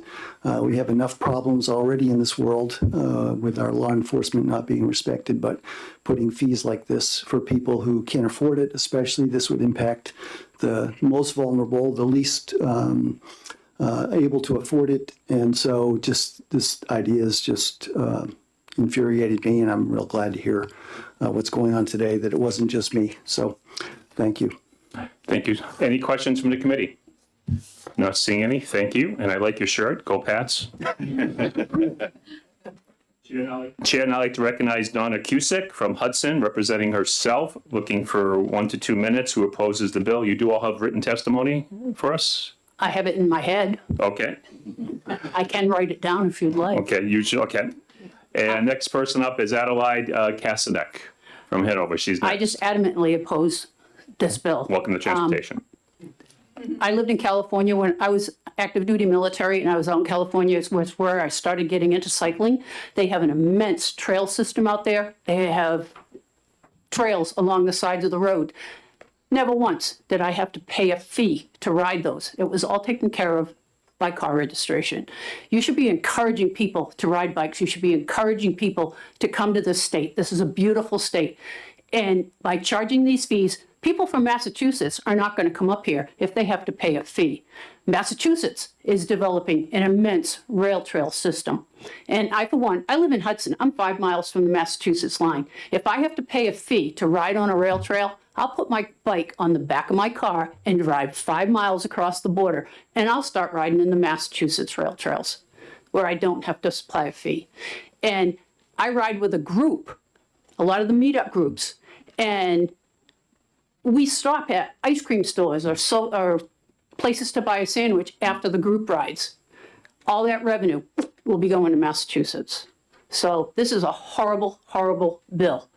And you should be encouraging people to ride bikes, not discouraging them with this. Thank you. Any questions from the committee?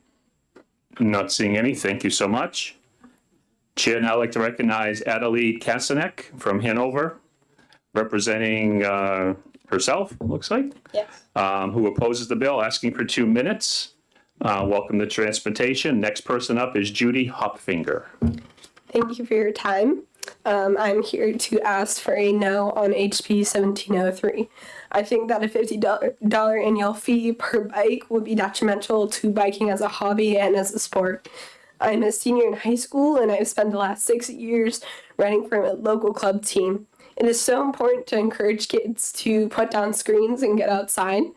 This annual bike fee becomes a penalty for those of us who want to enjoy our time on two wheels. It discourages those who struggle financially. I think about what it will cost me as a college student home on break who has to have my bike registered for $50 even if I'm only biking for 2 weeks. As a young adult, I think the last thing that New Hampshire legislation needs to do is to discourage healthy physical activity by imposing a financial burden on folks who enjoy cycling. I cannot imagine how this will impact young families or those who rely on biking as their primary mode of transportation. How will this impact tourists? I really don't want this great state with a lot of trail networks to not, like the previous person said, have front of you going to Massachusetts says to me, I think New Hampshire's better trail networks. I'm biased though. Please do not allow this bill to advance. It'll be an unfortunate mistake to penalize bicycle riders with an annual registration fee. Thank you. Thank you so much. Any questions from the committee? Not seeing any. Thank you so much. Chair, and I'd like to recognize Judy Hoffinger from Guilford, who opposes the bill. Next person up is Fatima McKenna. Hopefully I didn't butcher that too much. It's next on deck. Thank you. Welcome, Judy, to Transportation. Jody Hoppinger, Guilford. I'd like to encourage you all to be thinking about health. I encourage people to exercise when they come to visit me, my kids, their girlfriends, their wives, friends, family. And it's hard to get people to exercise. But biking is one way they think, oh, it's more like recreation, it's fun. And so I can get people to do that. We have a ton of bikes at home.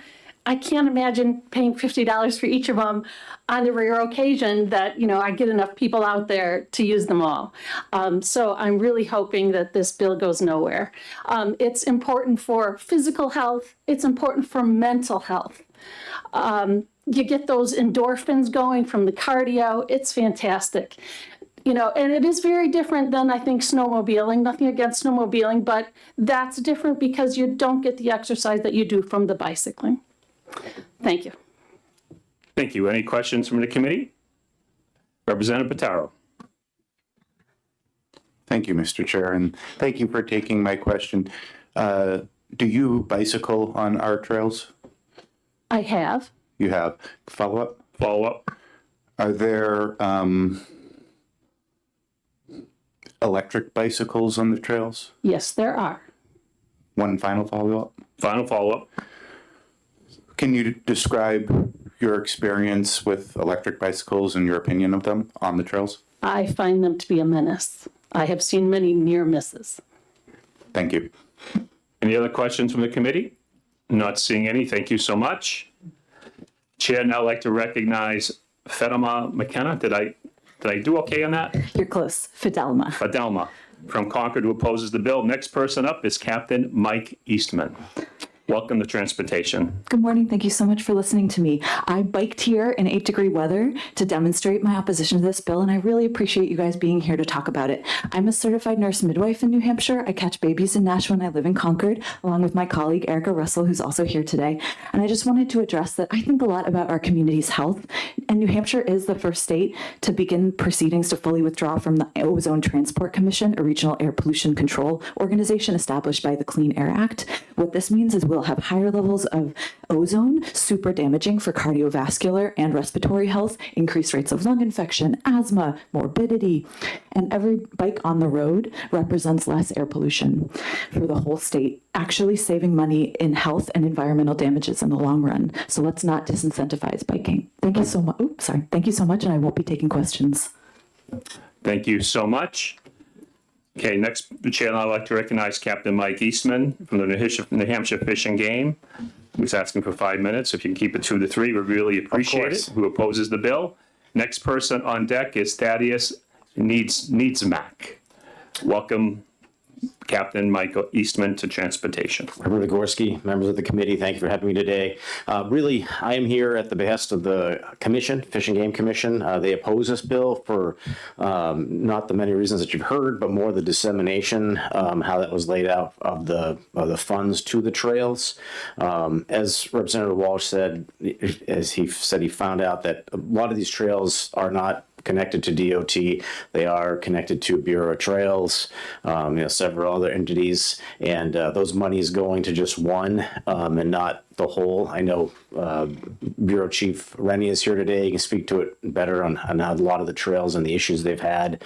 But I know that he had an issue back a couple of years ago where one of our big rainstorm blew out the Hinsdale rail trail, causing millions of dollars worth of damage.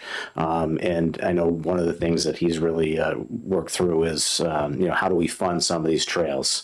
I mean, certainly the commission would agree electric bicycles being motorized in some way, shape, or form really would be the one that's impacting it, not bicycles per se, but certainly as we've seen the OHRV and snowmobile community, those registrations go towards those trails that they want to ride. So that's why I'm here, and that's why we oppose it. Thank you, sir. Any questions from the committee? Representative Hill. Thank you, Mr. Chairman. Thank you for taking my question. Did I understand you right that you would prefer to see a fee or a user fee on motorized bicycles, but not anyone else, not pedal bikes or something like that? I think certainly we need to figure out how e-bikes figure into all this, but yes, there needs to be something to because there's a much more of an impact with e-bikes just by, not that I will say as an aside that during COVID, we did get complaints on mountain bikes being on property, riding on snowmobile trails, causing damage. But so certainly the motorized, or if we're going to call them out of class vehicles, I would say that, yes, we need to get some kind of handle on that and how it's either road impact and trail impact as well. Thank you. Any other questions from the committee? Not seeing any. Thank you, sir. Chair, now I'd like to recognize Thaddeus Needsmack. Did I say that right? Thaddeus Naduzak. Naduzak, I apologize, from Guilford, representing himself, who opposes the bill. Next person up would be Jamie Chouinard. So Thaddeus, welcome to transportation. Thank you. I have 10 bikes. And the reason I have that many is because I have family coming every once in a while. So occasional use, but I maintain them. And I would not pay $500 a year to have those bikes. I know I agree with a lot of the stuff that was said today. Health is important. It's great exercise, brings the family together. And as far as paying for it, I mean, I pay registration on my car. I think that's reasonable to spread the cost. I pay school tax. My kids aren't in school, right? It's good for the society. And I think it's the same kind of thing where you can increase $1 on registration. I'd be glad to pay that, for auto registration. I think it's good for society, keeps people healthy, keeps them out of the hospital, or health care would be less. So that's all I have to say, really. Thank you so much. Any questions from the committee? Not seeing any. Thank you. Chair, now I'd like to recognize Jamie Chouinard. Morning. For representing himself, asking for about 2 to 3 minutes, who opposes the bill. Next person up will be Erica Russell. Jamie, welcome to transportation. Thank you. If I may, Representative Hill, you had a question before I began earlier about paying for bike paths and infrastructure for cycling. This is a good opportunity. In this room, you have probably dozens of different groups that have memberships. Those memberships are fees. We pay for our own bike trails and are maintaining of bike trails in many different parts of the state. If the state wants to grow closer with those communities, it would be a good way for the state to find, 1, volunteer help, 2, a meaningful group that wants to be a participant in the state's endeavors, and it would cost the state a lot less money for those future activities. So I'll go on with mine. I'm here to speak on HB 1703 as it was written, not that it was intended. We'll start with some numbers. According to the New Hampshire Fiscal Policy Institute, the median household income in the state of New Hampshire is $99,782. Median home price is $565,000, resulting in an average mortgage payment of over $47,000 a year. The institute goes on to list the basic needs and their costs, such as childcare, groceries, healthcare, expenditures, and gas. It was determined that the average New Hampshire family of 4 comes up short by a tune of $2,000 annually. Basic needs is what we're talking about. And we're talking about the average and medians. What about the families 49% below? What I'm getting at is it pertains to HB 1703. Half of New Hampshire families are having to make the hard decisions on what food to buy. Or is it fiscally responsible for me to go to doctors today? For the majority of the representatives here today, you hear this from your constituents and you see it in your communities. They simply do not have the funds for extra activities anymore. A bicycle for some is basic transportation because they can't afford a car. For some, it's an inexpensive way to maintain a level of health, and physical and mental health, in an increasingly unhealthy world.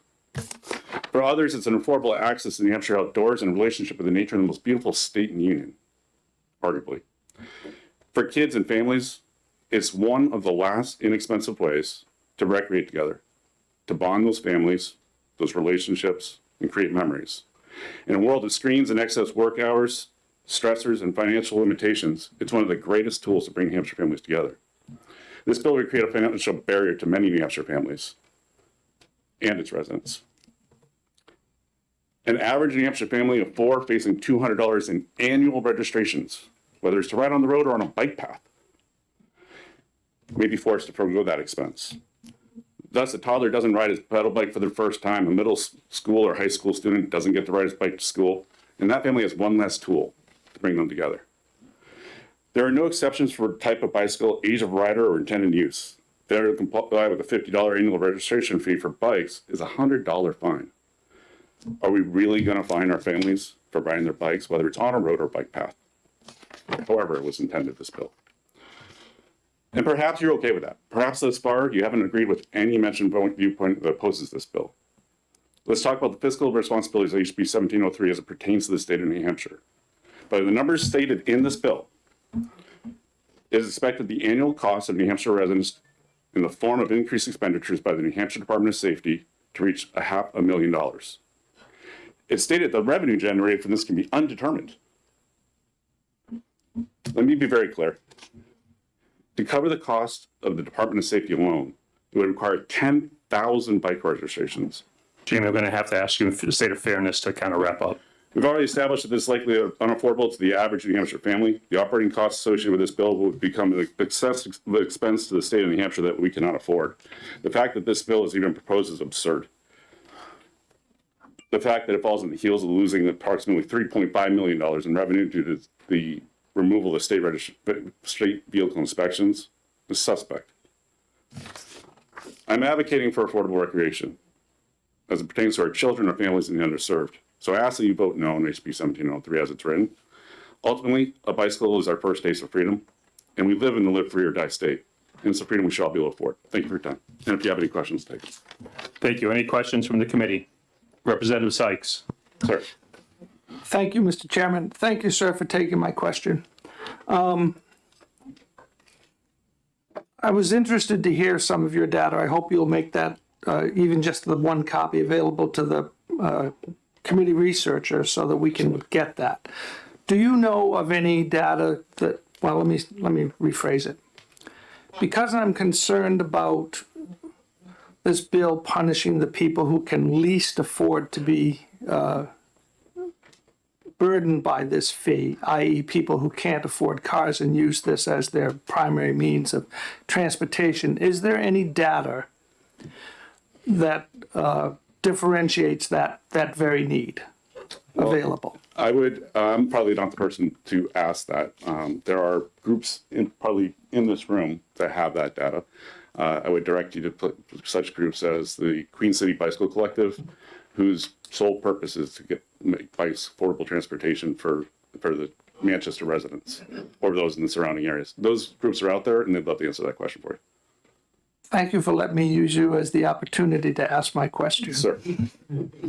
Any other questions from the committee? Not seeing any. Thank you, sir. Thank you. Chair, now I'd like to recognize Erica Russell, representative herself, who opposes the bill, asking for 2 minutes. Next person up is John Lebwick. So Erica, welcome to Transportation. Hello. My name is Eric Russell. I am an avid cyclist, and apparently, I mean, if this bill passes, which is totally different from how it was written, so this is in response to how it was written, so I've sort of modified it because what was written that's apparently not what was meant.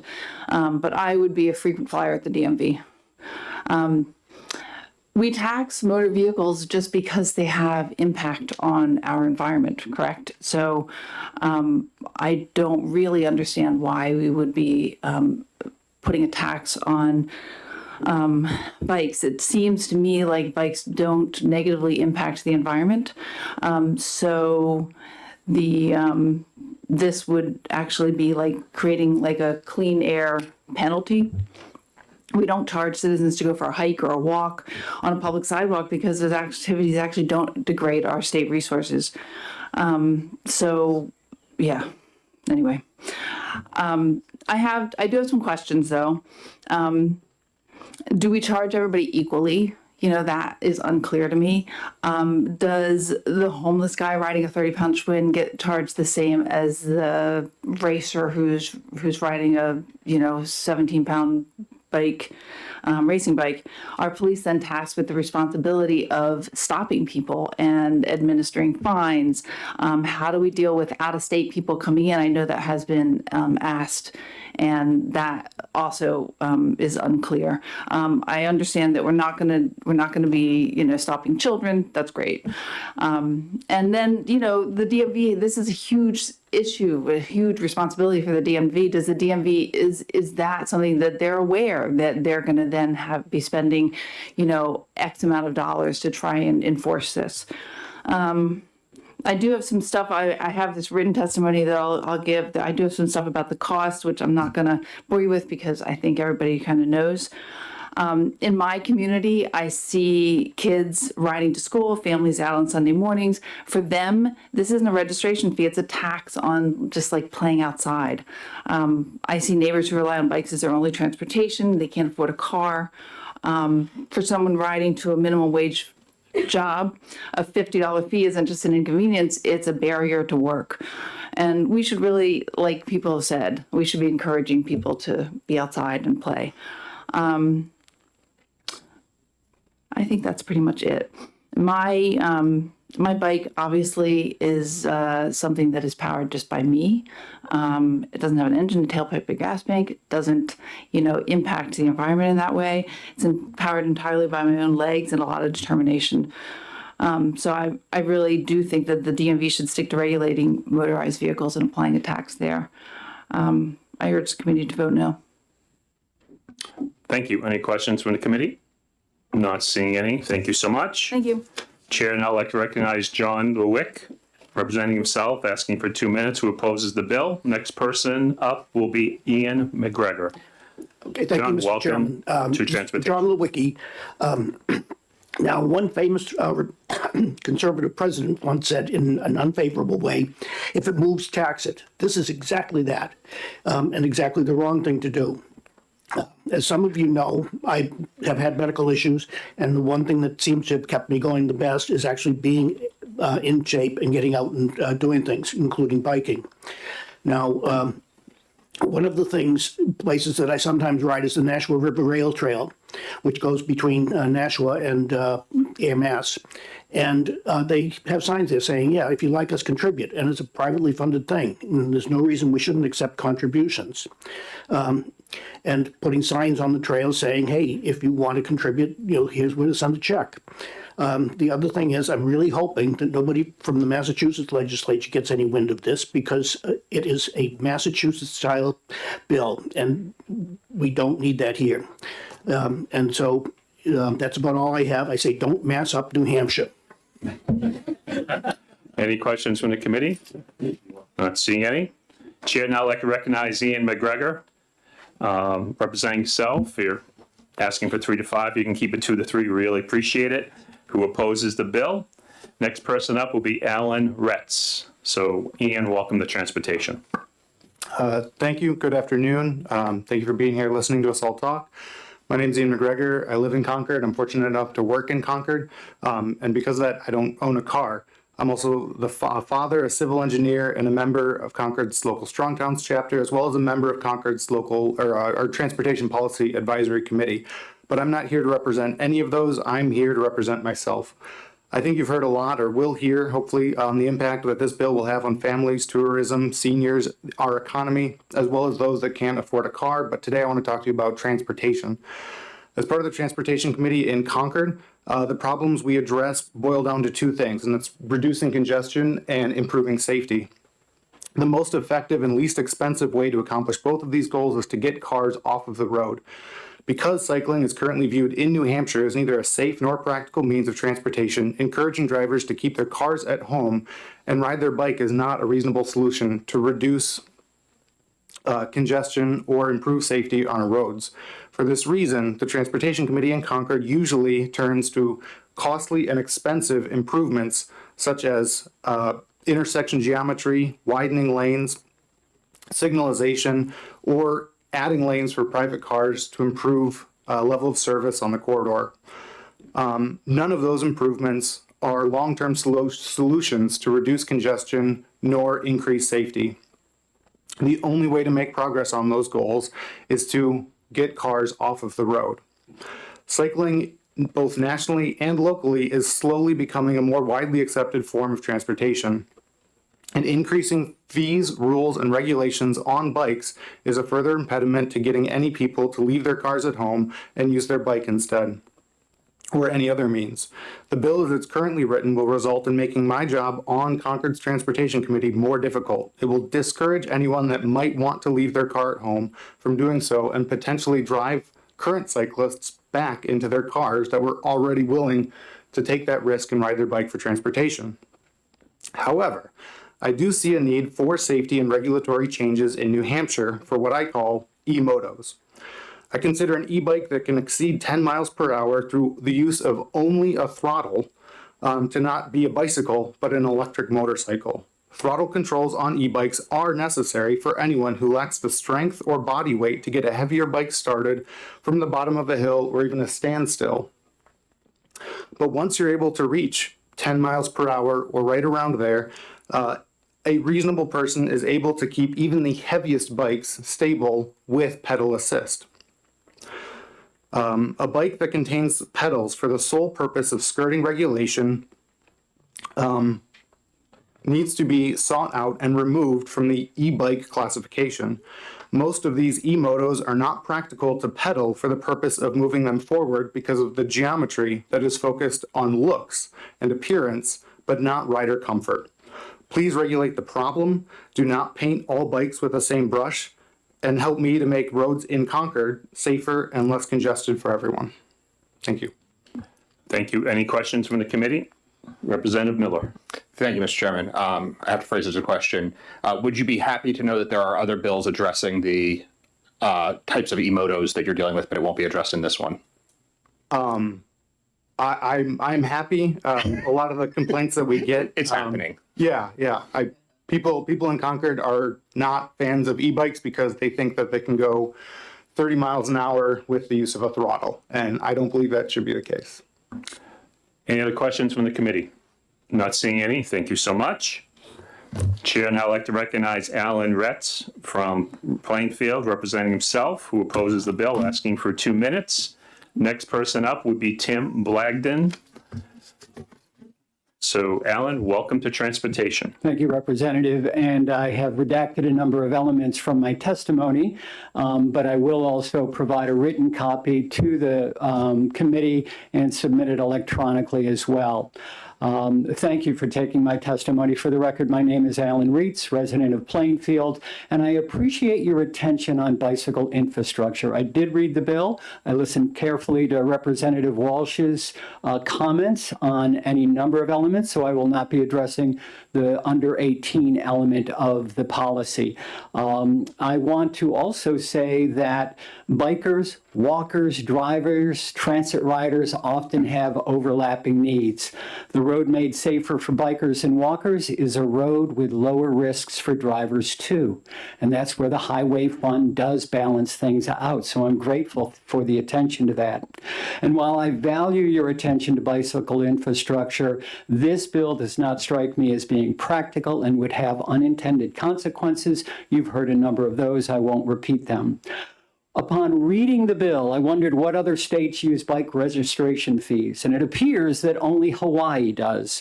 So I reached out to Ellie Zachary, who is the routes coordinator for the American Adventure Cycling Association, to learn if other states are considering such a fee.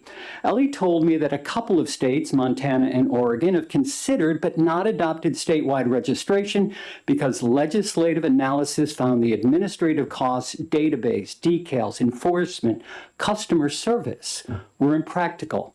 She went on to add that Adventure Cycling Association promotes bicycle routes across the country, including 3 that travel through New Hampshire.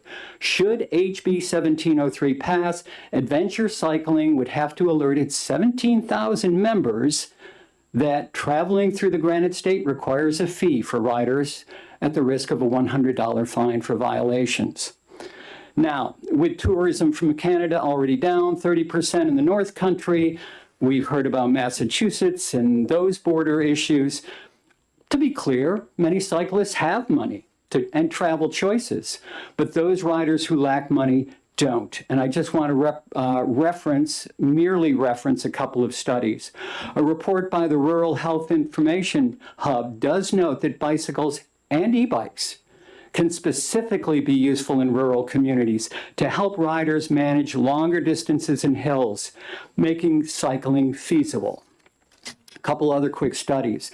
The Monadnock Region Food Access Analysis found that food access in their children's report found that lack of transportation, specifically the lack of a car, is the #2 risk for food insecurity. You'll see in my remarks a UNH study that talks about the landscape. I would like to transition and conclude by saying that after 35 years of paying property taxes and fees on car ownerships and probably 1 million miles of driving, like many of us here, I feel I'm pulling my weight. Every time you see a New Hampshire truck or car with bikes on the back, those drivers are pulling their weight. And when you see a vehicle with out-of-state plates and bikes on the back, those are the tourism dollars I spoke of.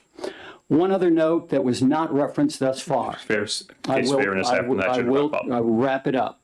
I ride a bike I bought when I was 17 years old. I promise you, I have no proof of ownership on that, and I'm sure that many others will feel the same way. So thank you for putting your focus on this. I must, however, respectfully suggest that HB 1703 is not the path to get us where some are considering trying to go. I'm open to questions. Any questions from the committee? Not seeing any. Thank you so much. Chair and I'd recognize Tim Blogden, representing himself and Friends of Concord Lake Centipede Rail Trail, asking for a minute, who opposes the bill. Is Jim Moody here? Calling Jim Moody again. I feel like I'm in a deli. Jim Moody. All right. Okay, next person on deck will be Mike Affelberg. So Tim, welcome to transportation. Thank you very much. I build rail trails, and we have many, many more pedestrians and dog walkers than cyclists on the trail. So if you're looking for ways to pay for the infrastructure, you're hitting the minority users. We also do have e-bikes on our trail, and the vast majority of them are very responsible cyclists. Our funding is diversified. We get private donations. We get federal funds that are administered by the state but are not state funds. And we get funds from corporations and other entities. It's very complicated raising money to build these trails. It's not all coming out of the Highway Trust Fund. And this bill did something that I worked as the executive director for the Bike Walk Alliance for 3 years trying to do. You motivated 12,000 bicyclists in less than a week to take a unified action. 7,900 of those people didn't just check oppose, they wrote you something. My written testimony is in there, but this bill is unbelievably unpopular. You really hit a nerve. And we're working hard to improve public health by, if we can get our trail done, saying ice cream every 45 minutes. It's what you get if you are riding a bike and we get our trail done. We have to tempt people to get out there and exercise more. I'll leave it at that because I think all the other points have been made. But we as a state want more people on bikes. It preserves the green space we have and allows more economic action to take place in the space we have. I'll take questions if you have. Any questions from committee? Representative Patero. Thank you, Mr. Chair, and thank you for taking my question. Could you describe which rail trails you build? The Concord Lake Centipede Rail Trail. So it has a section on Fisherville Road that goes out to Carter Hill Road in Concord. It has a section in Kentucky. It has a section in Warner. There's a section in Bradford. We're working on a section in Newbury. And I've worked on other rail trails as a volunteer. Follow up. Are there recurring annual costs with maintaining the trail? Yeah, maintenance is an issue. Rails to Trails Conservancy, in data that's old now, but it was where I saw it. Privately funded, privately maintained trails incur costs of about $1,000 a mile. Publicly maintained trails incur a cost about $2,000 a mile. Because they have to pay the employees, where we get volunteers to do a huge amount of the work. Any other questions from the committee? Representative Plamondon. Thank you, Mr. Chair. Thank you for taking my question. You stirred up some thoughts. I created the National Heritage Rail Trail. Initially, used some CDBG funds to get it started, but what we did is separated corridors where entities adopted it. Is that something that is happening like in your area, or have you heard of other trails, specifically rail trails, where organizations, PAL, Boys and Girls Club, companies adopt sections and help clean and maintain and so on? Yeah. Is that an ongoing thing? That is a thing that happens down in Peabody, Danvers, Topsfield, Wenham, that trail. I think every 0.2 of a mile, there's a placard where a different corporation sponsors it annually. We're still busy building trail and haven't adopted that, but that is a model that is used throughout the country. Representative Ayu. Thank you, Mr. Chairman. Thank you for taking my question. I'm on my town's bike ped committee, and we have a lot of projects going right now, and the funding is coming to us through the way you described it, TAP grants, trail grants, mostly federal pass-through money and local matching and donations. How much money is going from the state to these programs? Are we missing out on something? Yes. So I don't have the specific dollar amounts of state funds that are going into those trails, but I can follow up with you and get that.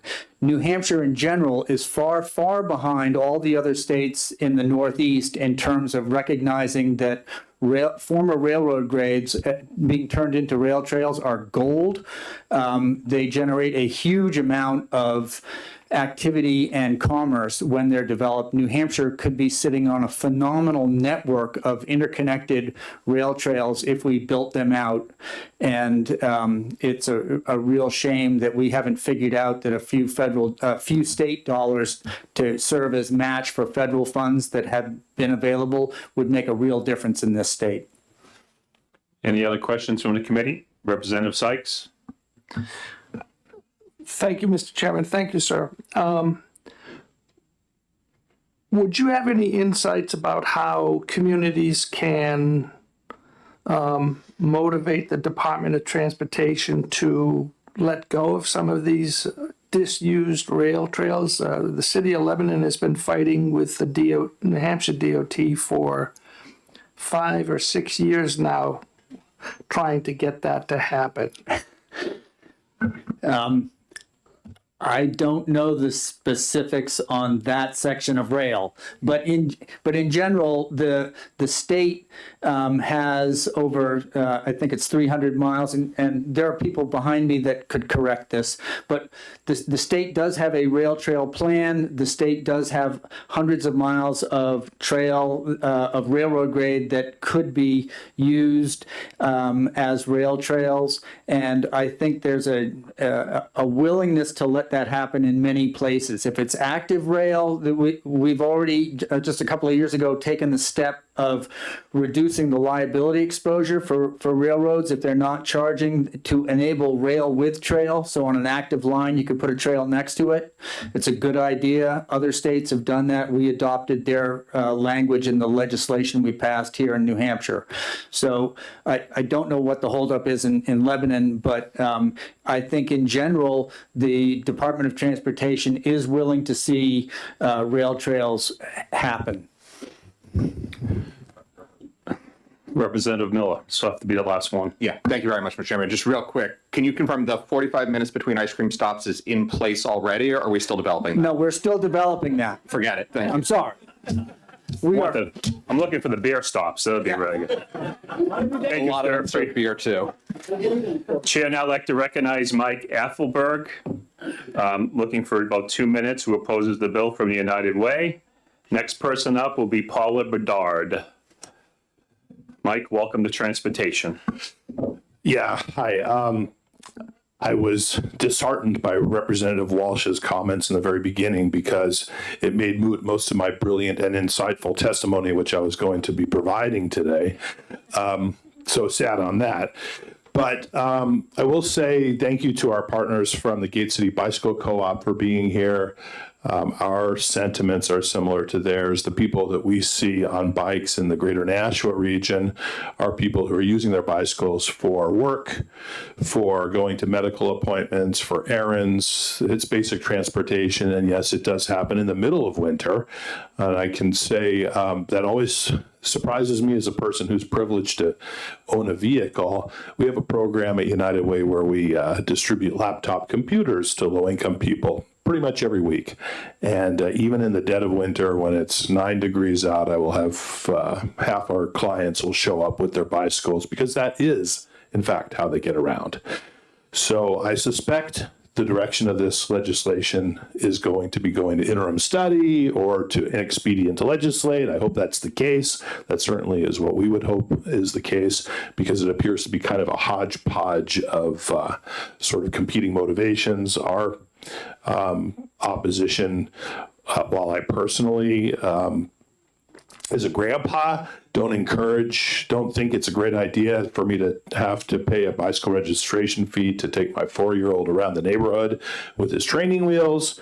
I don't think that's really the way this was intended. Also, the issue of how to pay for rails and trails and recreation, that's a totally separate issue than basic needs transportation. So I will say I also did not to speak, but I was authorized by the Chamber of Commerce in Nashua to sign in opposition as well. We have a legislative committee that I participate in, and we did meet on Monday and talked about this particular bill as it is written, and are opposed as well based on workforce and the needs of our workforce. So any questions would be fine.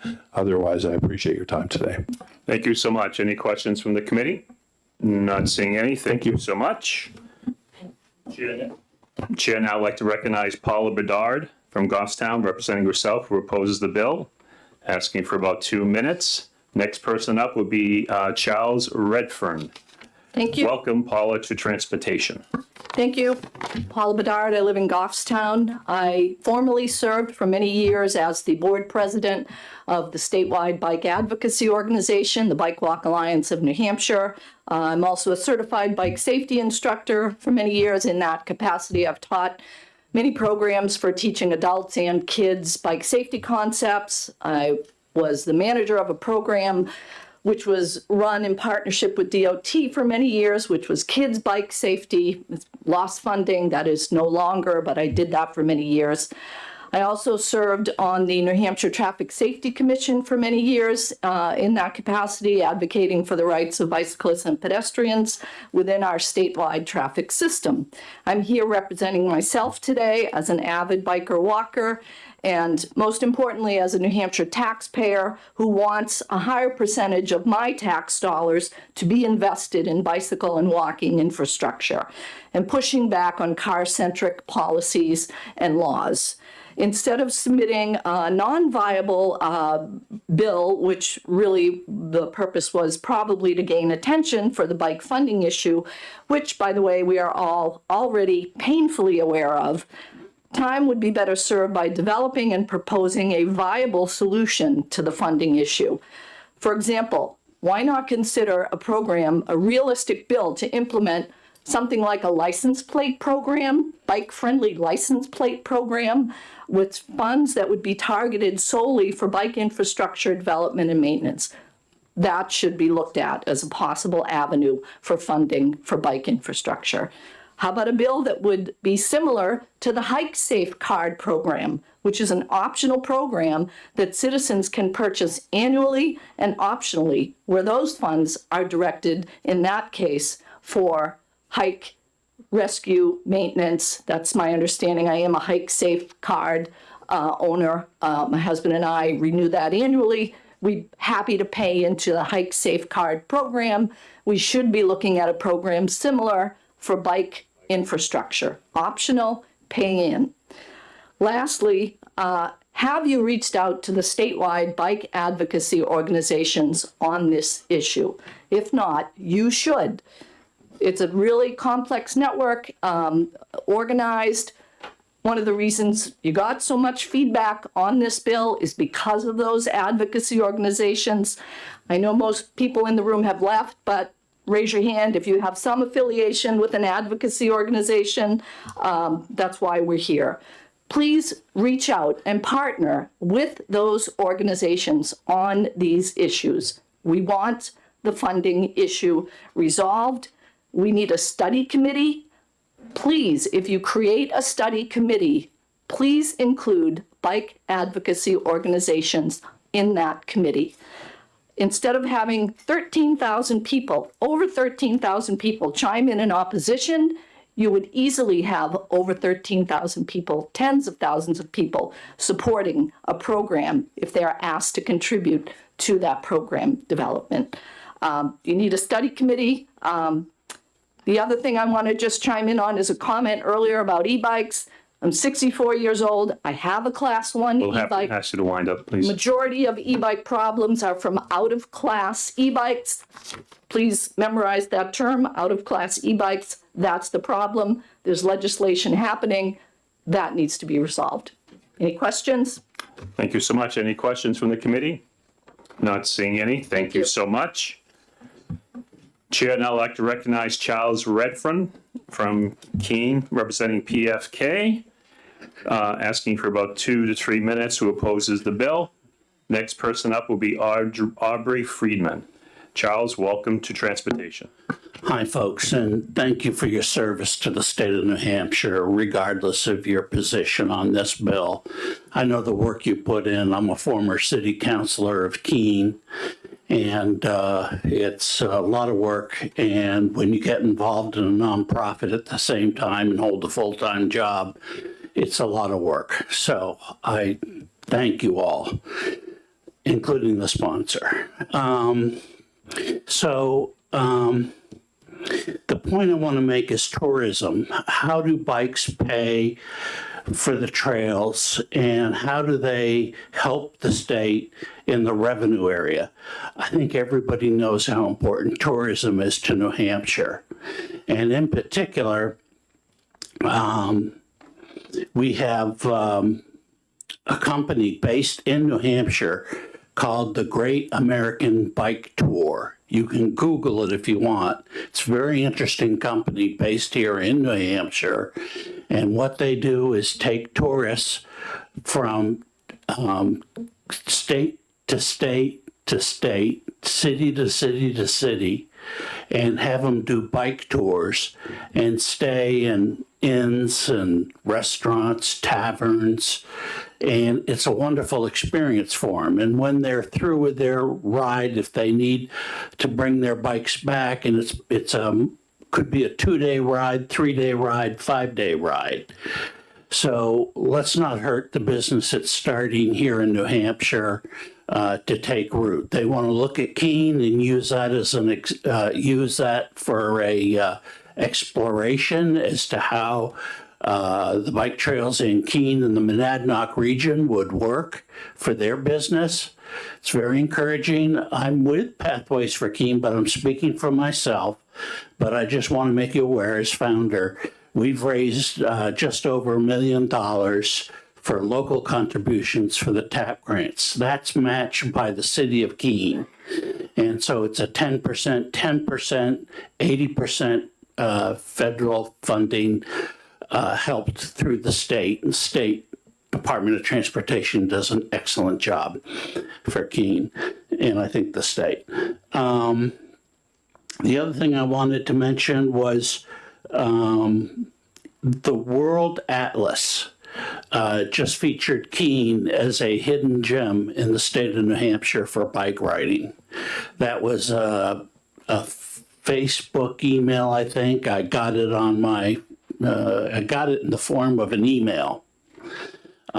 And it just talked about how great the city of Keene is developing its trails. And everybody knows the World Atlas. You know, this is a pretty big deal for Keene. We also have a member of another group who's been covered by New Hampshire Chronicle twice, and also by Boston Chronicle on what she's doing up in the North Country for trails, building them, financing them personally, and with assistance, of course. And they're extensive in their coverage. They've done it 3 times. Lastly, I want to leave with you that the homeless population does extensively use the bike trails. I live not too far from the shelter. I'm well aware of how often they use the bikes because they can't afford a car. And they've developed a good relationship with the community. We have a neighborhood group that associates with them and coordinates with them. They have a bike rack or 2 bike racks loaded with bikes, including kid bikes. So I just want Charles, to... in terms of fairness, I have to ask you to wrap up. Sure. So I could go on. I'd be glad to take questions. I really would. I'd appreciate it even, so. Thank you. Any questions from the committee? Not seeing any. Thank you. Thank you very much, all of you. Chair now like to recognize Aubrey Friedman representing herself, who opposes the bill, asking for 2 to 3 minutes. Next person up is Dave McPherson. Aubrey, welcome to Transportation. Mr. Chair, committee members, I'm going to make mine short because so much has already been said and it's already been, I appreciate the candor of the chair talking about how this bill came, because I couldn't imagine why it was being sponsored by 3 of the members on this committee. So I appreciate his candor in explaining how it came about and the shortcomings and so forth. I do oppose the bill.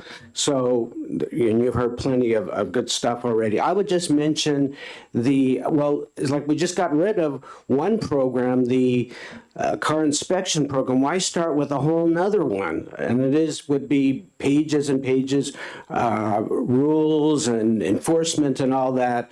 I'm not opposed to user fees, actually. I think that's a good thing. But it's not practical for bicycles. It makes sense for cars that wear down the roads and stuff, trucks, but not for bicycles. One thing I do want to mention that I don't think has been mentioned about bureaucracy.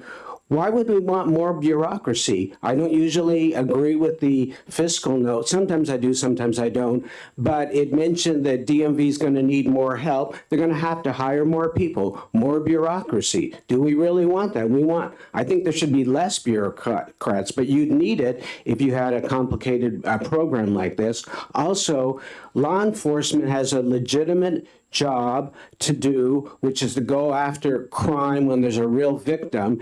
And instead, this would be diverted to writing tickets. So I don't think this would be a good idea. And that's why I opposed the bill. Thank you.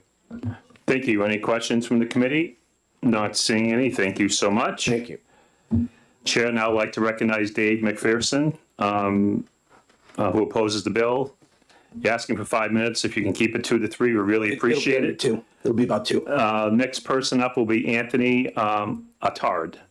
So Dave, welcome to Transportation. Thank you, Chair. My name is Dave McPherson. I live in Hooksett, New Hampshire. A lot of what I wanted to say has already been addressed, but something I'm going to bring up is that the state of New Hampshire hosts events like triathlons. There's the White Mountains Triathlon held at Cannon Mountain. There's the Wallace Sands Triathlon that's held in Rye, New Hampshire. We have the Cross New Hampshire Adventure Trail that runs from Vermont to Maine. That brings people from outside of the state of New Hampshire into New Hampshire.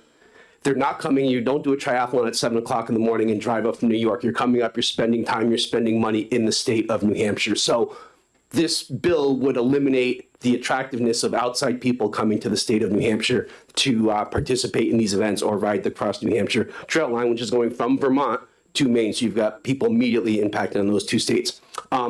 Quick story, the cycling community uses an app called Strava. It allows us to share our rides. It allows us to share the routes that we've done, share the photos that we've taken on this ride. 10 years ago, one of my best friends passed away riding his fat bike on the trails around Lake Massabesic. His name was Joe Dombach. His Strava tagline was enjoying the ride. We have it on all of our jerseys, our cycling jerseys that we have. There's his tagline. We just held our 10th memorial ride for Joe. We had 50 plus fat bike riders riding the trails at Bear Brook, celebrating his life as we rode our bikes. I guarantee you there'll be a lot less people enjoying the ride if this bill becomes a law. Thank you. Thank you so much. Any questions from the committee? Not seeing any. Thank you so much. Chair, now like to recognize Anthony Attarder. He had to leave. He had to leave. All right, so let them leave. Chair, now like to recognize Donald Moyer, Friends of the Northern Rail Trail, asking for 5 minutes. If you can keep it 2 to 3, we'd really appreciate it. Who opposes the bill? And just for the committee members, we have about 4 other speakers remaining. Welcome to Transportation, Don. Thank you. Donald Moyer, I'm president of the Friends of the Northern Rail Trail. I'm representing our 11-member board of directors. I have unanimous approval to submit this position. This document I did submit online. I can leave that if you'd like. Cycling is one of the most affordable, healthy, and environmentally responsible kinds of transportation and recreation available to our residents. And we need policies that support and encourage that, not discourage it. But that said, we need to be funding. How do we come up with funding of these types of activities? I want to remind people that in 2022, the DOT sponsored the 2022 Rails Trails Plan. It was very well done, very well accepted. A lot of great ideas in there. Nothing has been implemented. So dusting off that document and say, how do we start thinking about funding it? It's the big open question that this bill does a poor job of trying to answer. It's a very tactical bill. Government, it's the rail trails. I'll limit my conversations to rail trails because that's what I represent. But government's rail trails are governed, the DOT owns the right of way, but the New Hampshire Bureau of Trails is responsible for maintenance improvements and safety and infrastructure. And I want to remind people that the Bureau of Trails does not receive a penny of taxpayer money. They're a self-funded organization. We have a tremendous partnership with the Bureau of Trails. And so one of the big questions is, how do we fund the Bureau of Trails? Because rail trails depend on them to be doing the work. Our partnership with the Bureau of Trails is very strong. I manage $100,000 to $125,000 a year maintenance budget. Maintenance goes to trail surface, bridge safety and improvements, stitching, culvert zoning, all the things needed to keep the trails safe and enjoyable. Representative Miller earlier asked how many people use the trail and how do they fund it. We have trail counters on the northern. We conservatively see 100 to 150,000 trail users per year on our trail. The Northern Rail Trail is 59 miles long, connecting 10 New Hampshire towns from Boscawen to Lebanon. And our trail users, the way we get funding for that $125,000, a huge 80% of that is through the Recreational Trail Program grant. We average $80,000 a year in RTP grants, and that goes to resurfacing 1 mile of our 59-mile long trail. That money is federal gas tax money that's distributed to the states, and then the states decide how to use that money. The Bureau of Trails manages the RTP program within New Hampshire. That's where we get $80,000 per year. And so our bike users are paying federal gas tax money, and it's coming back to them as improvements for the trail. The other significant part is our private donations. Our organization, we're a nonprofit organization, been in place for 20, 25 years, and we, our private donations are significant. They're probably 40, 50% of our annual funding. We have grants, other grants we apply for, family business grants and that type of thing. But our trail users are donating and helping to fund that $125,000 a year maintenance. So I just want to, that's how I'll close. Obviously strongly oppose this bill and strongly recommend how do we figure out how to pay to it. I do want to answer some questions in e-bike. It kept coming up. E-bikes on rails to trails in New Hampshire, class 1 and class 2 are allowed. that they're limited to 20 miles per hour. We strongly encourage the use of e-bikes because I'm seeing people out in the trail who would never be outdoors, never be on their bikes, would be not getting any activity if it weren't for e-bikes today. The bigger question is the issue that's being handled in separate bills on how do we manage what type of e-bike is allowed. We have seen 75 mile per hour e-motorcycles on our trail. Any questions from the committee? Representative Miller. Thank you, Mr. Chairman. Thank you for taking the question. I just want to clarify, you said the RTP grants then go to the resurfacing, but it sounded like you said it was $80,000 worth of funding to resurface 1 mile, which seems wildly different than what we heard earlier. No. So recreational trail program grants, again, is federal gas tax money come down to the state. It's a competitive grant process each year. All of our organizations have an opportunity to play it. We've had a number of years now, successful grant applications. We're putting it specifically towards resurfacing, and it does cost us $80,000 to resurface 1 mile of our stone dust trail. Thank you. Any other questions from the committee? Representative Hill. Thank you, Mr. Chairman, and thank you for taking my question. You mentioned e-bikes and also federal grants, and I was wondering if you could comment on, I guess, a factoid that we heard earlier about that rail trails that were constructed with federal funds had some prohibition on the use of e-bikes because of the federal definition of motor vehicle, and an e-bike would have a motor. Is that anything that you can make any sense of? I can't respond to that specifically, but I will tell you these Class 1 and Class 2 e-bikes that are allowed, that is a federally recognized across the state. The vast majority of states recognize Class 1 and Class 2 as legal e-bikes on trails, and the definition is 750 watts, 20 miles per hour is the limit. Federal money funding it, I mean, in our experience, what I just talked about, is federal gas tax money coming down through the RTP programs. I'm sure there are other grants out there available, but that's our experience on the northern. Thank you. Any other questions from the committee? Representative Patero. Thank you, Mr. Chair, and thank you for taking my question. This will reveal my ignorance on certain parts of this subject. When we talk about a defunct railroad and we want to develop it into a rail trail, does that entail pulling up the rails and taking out all the wood and the ties, or does it entail like putting surface over the rail infrastructure? How does all that work?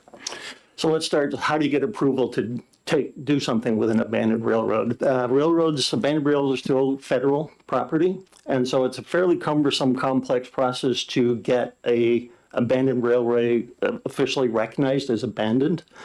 Once you get through that process, then yes, the trail building is you remove the rails, you remove the ties, and then you do the surface prep. You know, some trails believe in asphalt. Other trails believe in stone dust. Ours is 59-mile stone dust trail that's been in place for over 20 years and doing well. But it is a cumbersome federal process to get approval to do something with abandoned railway, and then there's a whole lot of work and money required to turn it into a usable, safe trail. Any other questions from the committee? Not seeing any. Thank you so much. Chair now like to recognize Paul Suska from BWA&H, asking for 3 minutes, who opposes the bill, has written testimony. Welcome, Paul, the Transportation. Good afternoon, Mr. Chairman and members of the committee. I'm Paul Suska. I'm board president at Bike Walk Alliance of New Hampshire. It's the statewide education and advocacy organization promoting biking and walking and advocating for safer streets for pedestrians and walkers. You have my letter and the supporting attachment, which I submitted last week before 13,000 people weighed in on the bill. Rather than hitting all the points in my testimony, in light of Representative Walsh's decision to recommend that the committee ITL the bill and to save the committee's time, I'll just summarize by saying that, number one, bicycling is good for New Hampshire. And number two, this bill would be bad for bicycling. And for the supporting data on why biking is good for New Hampshire, just please see the attachment that was attached to my testimony, which you should all have. Going forward, I hope that Bike Walk Alliance and the other bike organizations that you've already heard from today, both online or during the hearing, I hope we can all serve as resources in your efforts to craft an alternative to the bill, as Paula Bedard suggested. I have here a short report from a national organization called People for Bikes. They did a systematic review of bike infrastructure in addition to documenting the health and economic benefits of bike infrastructure. They've identified a number of ways that it can be funded. User fees, now I don't know of anybody who has successfully used a user fee to pay for bike infrastructure. As you heard earlier, a couple of states, Hawaii has a registration fee. I don't think you heard that Oregon has a one-time bike excise tax. So they charge $15 when you buy a new bike, and it raises about $880,000 a year. Now, user fees are a great idea, but I don't know, again, I don't know of any successful programs to pay for bike infrastructure. There's a number of things you need to ask when you're evaluating user fees. Are they efficient? What's the cost of collecting and then enforcing it? Can you control access to the infrastructure? Is it regressive? Do you have an undue burden on those who can least afford it? How does it affect behavior? Does it discourage use of the infrastructure? Are you going to encourage less exercise, worse public health, more road congestion, more air pollution? So there's a number of factors you need to look at in terms of figuring out whether you can get a user fee program to work. So finally, we do need expanded and improved bike infrastructure in New Hampshire, but let's also work together on making our existing streets and roads safer for pedestrians and for people on bikes. Safe streets are good for everybody. And that's all I have. Thank you so much. Any questions from the committee? Not seeing any. Thank you so much. Chair, now I'd like to recognize Joseph Saragi, representing Self, asking for 4 to 5 minutes. If you can make it 2 to 3, we really appreciate it. Who opposes the bill, who has written testimony.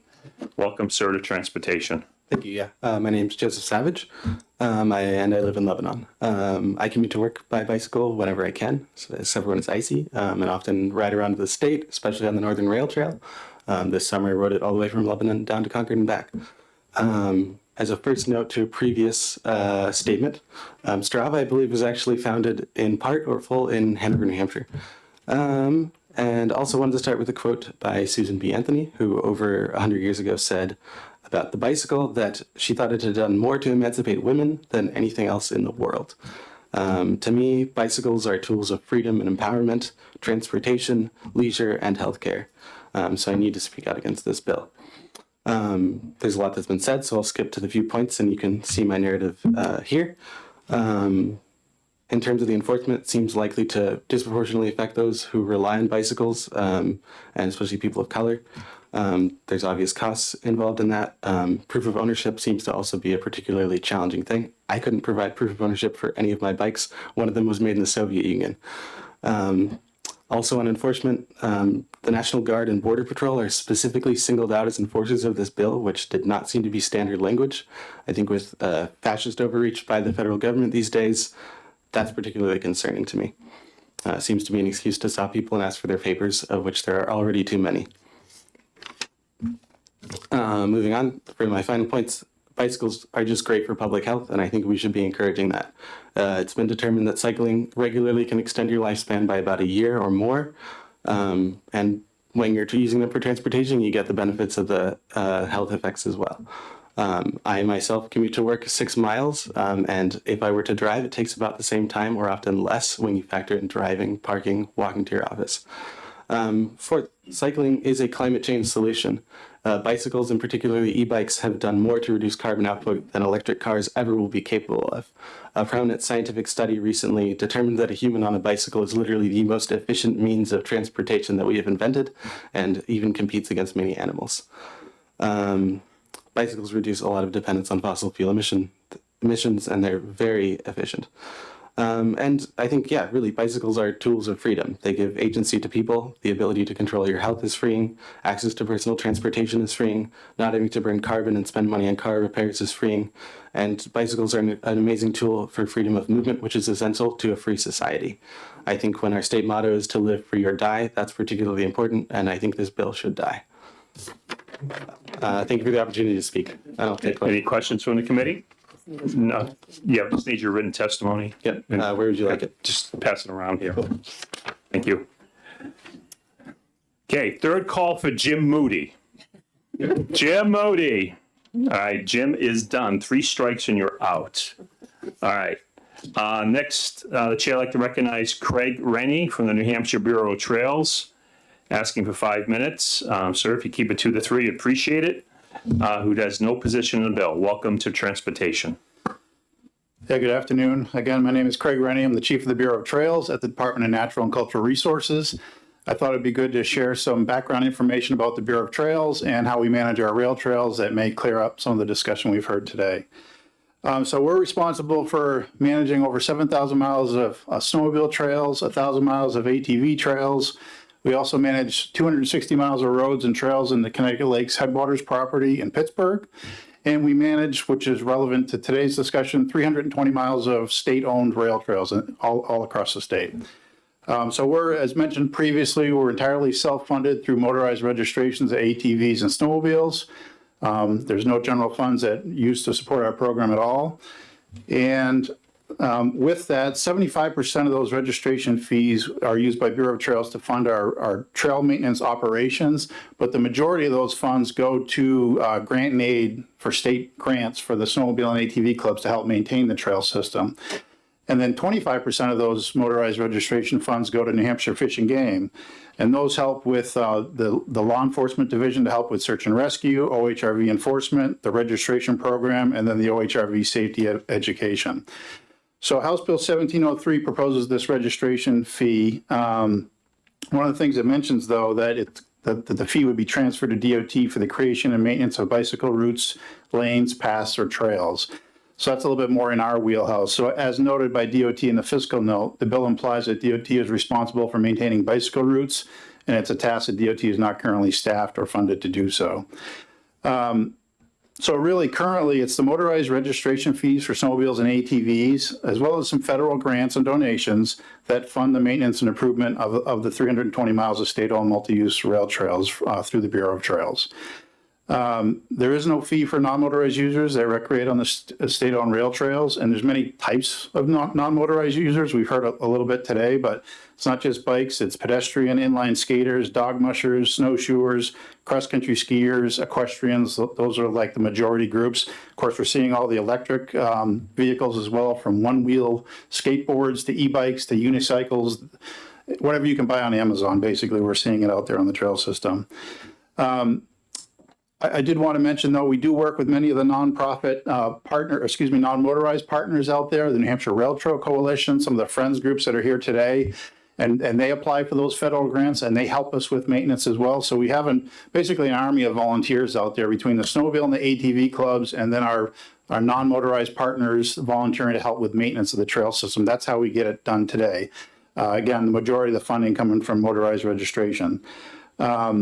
We did just recently, actually, through legislative authority, we have a small donation program now on the Bureau of Trails website. And we find a lot of the non-motorized users of the rail trails, they want to donate, optionally. If they can go to a kiosk and scan a QR code and make a small donation to help with rail trail maintenance, people want to do that. So we started a small donation donation program right on our website where you can go and make donations to specific rail trails in your area. So that's just kicking off now, and it's another opportunity, and the New Hampshire Rail Trail Coalition is trying to advocate for that as well. And then I'll just wrap up, just referring the committee back as you consider the bill to as mentioned before, the 2022 State Rail Trail Plan that DOT published. We worked with them on that, and it really just helps to identify a lot of the deficiencies in state rail trail funding and other funding opportunities that may be should be considered to help with developing future rail trails. As we get maybe more rail lines abandoned and there's opportunities to build more trails, some are keep the rails in place. The Cotton Valley Rail Trail is one of those examples where the rails are still in place. And we have these putt-putt cars that operate out there as well, and they help, another group that helps maintain the trail system. But basically, if we had more funding options for rail trail management, that would help with developing future trails beyond the 320 miles. But I'm happy to answer any questions about Bureau Trails while I'm here today as well. Thanks. Any questions from the committee? Representative Hill. Thank you, Mr. Chairman. And I think it was from you that I heard a lengthy description of some of the high maintenance. We got into brownfields discussions about Yes. building on existing or priorly used railroad lines and just how expensive remediation can be in some cases. Can you expound on that a little? Yeah, so for development of rail trails, if you're pulling up the rails and ties and you're developing a trail surface, you can't really use the ballast that's there, the material that's there now on the trail, because it can contain coal ash and things of that nature that DES regulates. So we cover that surface, and that's how we regulate, is by covering the surface with stone dust and different materials. Mostly stone dust across the state. That's the most widely acceptable surface for snowmobiles, equestrian, all the various user groups that we interact with. We get the complaints of when there's problems between user groups on the rail trail. So the stone dust is really the best surface for all user groups. There are some paved sections like up in Lebanon and stuff. That's more problematic, like for the snowmobiles, because it melts out and things of that nature. But we resurface the trail when we develop a trail so that it's safe for users and whatnot. And I think it's what we've heard from DES. It's really low risk. You don't have to dig up the old ballast in the trail system. You just have to cover it, and it just stays in place. Thank you. Quick follow-up? Follow-up.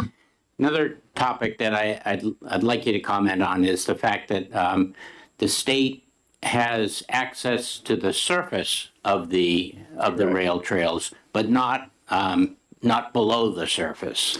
So we manage the surface of the trail. A lot of these are state-owned or owned by DOT. They have transferred authority to us on some trails, but we manage the surface for recreational use. That's the main part of our program, is trail maintenance.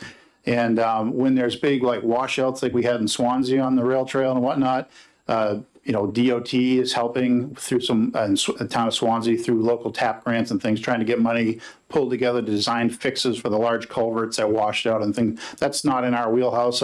Most of our equipment that we have in the Bureau of Trails, a relatively small bureau, is more surface maintenance stuff, regrading, brushing, mowing, some drainage work, ditching along the sides and things of that nature.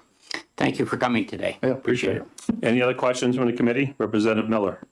Thank you, Mr. Chairman. Thank you for taking the question. You mentioned one of the trails with some putt-putt cars on it. And unless we're playing mini golf along the way, I'm not sure. Oh, sorry. The Cotton Valley Rail Trail in Wolfboro, they have these small little rail cars with small little CC engines that they go up and down the line through the Cotton Valley. If anybody's been there, it's a very popular trail. But that's rails are still in place, but there's a trail next to it, and the trail crosses over the lines, and that sometimes causes conflict. But we have a lot of signs out there to get, if somebody's biking across the trail, it's best to get off your bike so you don't crash, crossing over the rails and things of that nature. But it's very successful in that group. The Cotton Valley Rail Car Club group does a lot of maintenance to help improve that trail, so it's well maintained. Quick follow-up. Just to clarify, these are on the rails, though. Those are on the rails. Got it. Thank Correct. you. Yep. Any other questions from the Representative St. Clair? Thank you, Mr. Chair, and thank you. I'm puzzled by we heard prior testimony and you just said the trails the walking trails, bicycle trails can coexist with rail. Mm-hmm. So why do you go to the expense of tearing up the ties in the rail and dealing with all that when you could just have the trail put alongside of it? Right. That's a great question. There's not many rail uses other than active train, right? So when a rail line is abandoned and there's no more trains running on it, there's very few. There's a couple pedal bike companies where you can rent a bicycle. Those are more privately owned segments like here in Concord. You can rent a pedal bike on the rail and pedal down the rail. And then of course these I mentioned these putt-putt cars at Cotton Valley. So there's a few small user groups, but they have a few designated areas to go. The Northern Rail Trail, as Don Moyer mentioned earlier, that's 59 miles of a gravel trail from Bosco into Lebanon. That's used by so many people. It's one of those well-loved trails, all these various user groups. And I think there's a broader range of people that can use a trail if the rails are pulled up. So I think that's maybe the thinking too going into it. Representative Patero. Thank you, Mr. Chair, and thank you for taking my question. This will be another one that'll show my hand and my ignorance of a lot of this. So could you explain or help me paint the picture of like a scenario where a bicycle might be on a snowmobile trail or a snowmobile might be on a bicycle trail? So that's a great question. The rail trails are really a good example of that. Almost all of our rail trails are open to snowmobile use in the wintertime. So they're groomed. Of course, we have cross-country skiers and walkers and everybody else out there using it as well. But those are all used by snowmobilers. So there's fat bikes on the trail in the wintertime that use the rail trail because it is a groomed surface. Not a lot, but there are some of those out there. So there is some interface between bikes and snowmobiles in the wintertime. Of course, there's no interface in the summertime when bikes are out there because snowmobile season is over. We do have some rail trails in New Hampshire. The Ammonoosuc Rail Trail is one example where OHRVs or ATVs are out using the trails and interacting with bikers. And the Ammonoosuc Rail Trail is one of our trails that I like to bring people to the most because everybody seems to get along. The bikers and the ATVers and everybody, they stop for each other. The equestrian, everybody seems pretty friendly up there on that trail, where other trail systems, we get a lot of complaints between different user groups. Thank you. Yeah. Final question for Representative Blondin. Thank you, Mr. Chair. Thank you for taking my question. We've talked a lot of the maintenance above grade. Representative Hill reminded me, with my experience in creating a rail trail, I discovered that a lot of the rail companies, before they abandoned the line, worked with the utility companies and buried like gas lines and so on. Right. Is that a commonality within New Hampshire and easement rights? And how do you get around that? One question. The other question is, when there is a washout, do these utilities help with costs in the maintenance of that section? Yeah, those are great questions. A lot of the, you are correct, there's a lot of utilities buried in our rail trails, electrical, gas, different things like that, fiber optic.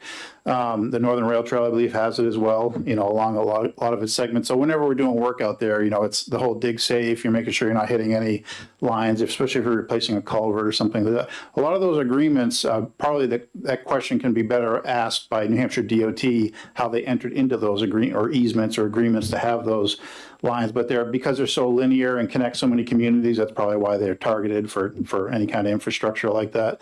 So we have to just be cautious when we're maintaining the trail surface because of that infrastructure as well. That's a great point. And I forgot the second part of your question. In case of washouts and such, do these utilities help with costs? Yeah, thank you. Yeah, they do. In some cases, they will. PSNH or others, they've come in, some of the phone companies as well, and they've done some of the repairs themselves because it's impacting their infrastructure. So they can help with that on occasion for storm damage. Yeah, great question. Okay, we'll have to make that the last question for you. Thank you so much. Thank you. Can we have your written testimony as well? I didn't, I just have scribble notes, but I can type it up and email it to you if that works great. to the committee. Thank you so much. Okay, thank you. Chair, now I'd like to recognize Don Ross, representing himself, who, supports the bill as amended. He's asking for 7 minutes. If you can keep it 2 to 3, we'd really appreciate it. Thank you very much. Welcome, Donald, to Transportation.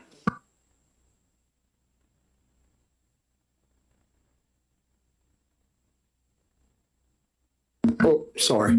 Thank you, ladies and gentlemen. My name is Donald Ross. I'm a farmer here in Concord, New Hampshire. I own several hundred acres, 500 of it which is under conservation easement for passive recreation. Passive recreation is the amount of square pounds per square inch as a human footprint or less. So that's walking, hiking, cross-country skiing, snowshoeing, and snowmobiling. It is not for mountain biking. It's not for horses. I would support this bill. I do support this bill. However, I think in fairness of all the public, with an amendment, which I have 1 or 2 suggestions for an amendment.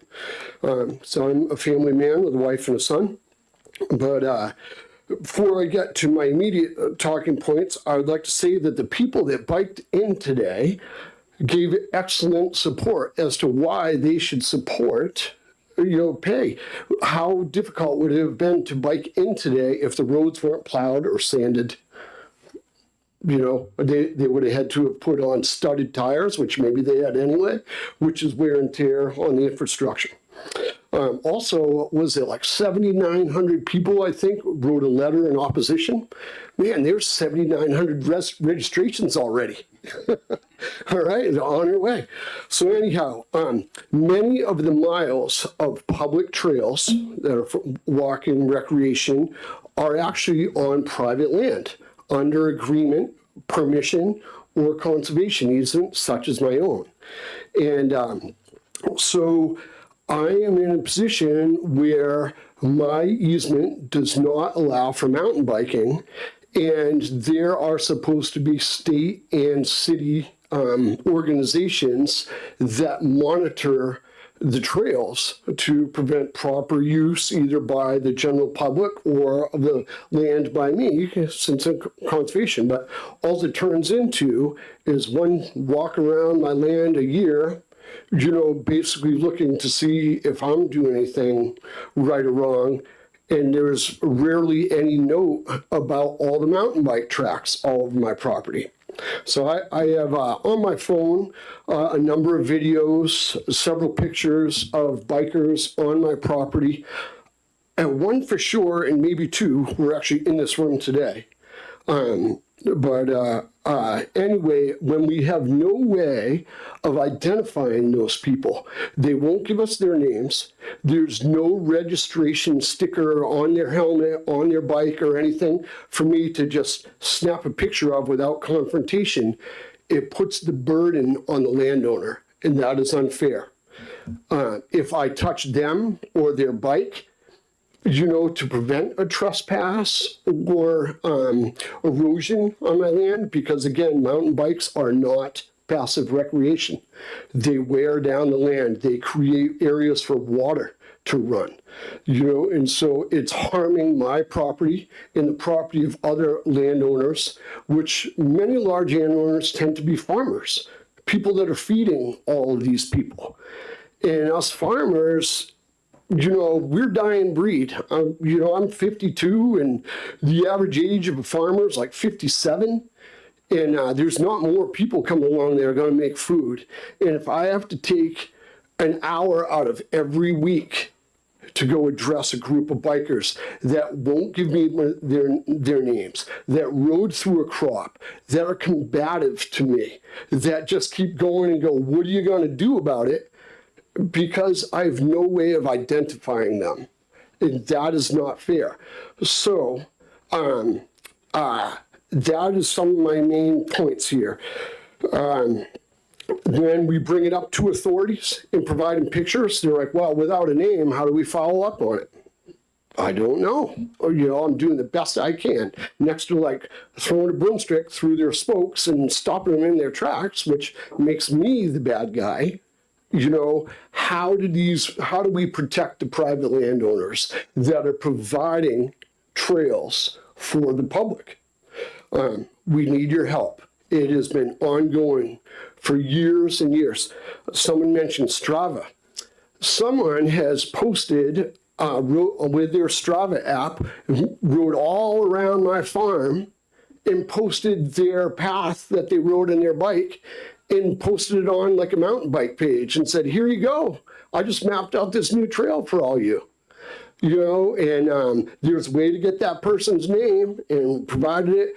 But I think you heard someone with a badge and a gun testify earlier saying, well, there might have been some little bit of extra bike traffic during COVID, but he kind of brushed it under the rug, saying small potatoes.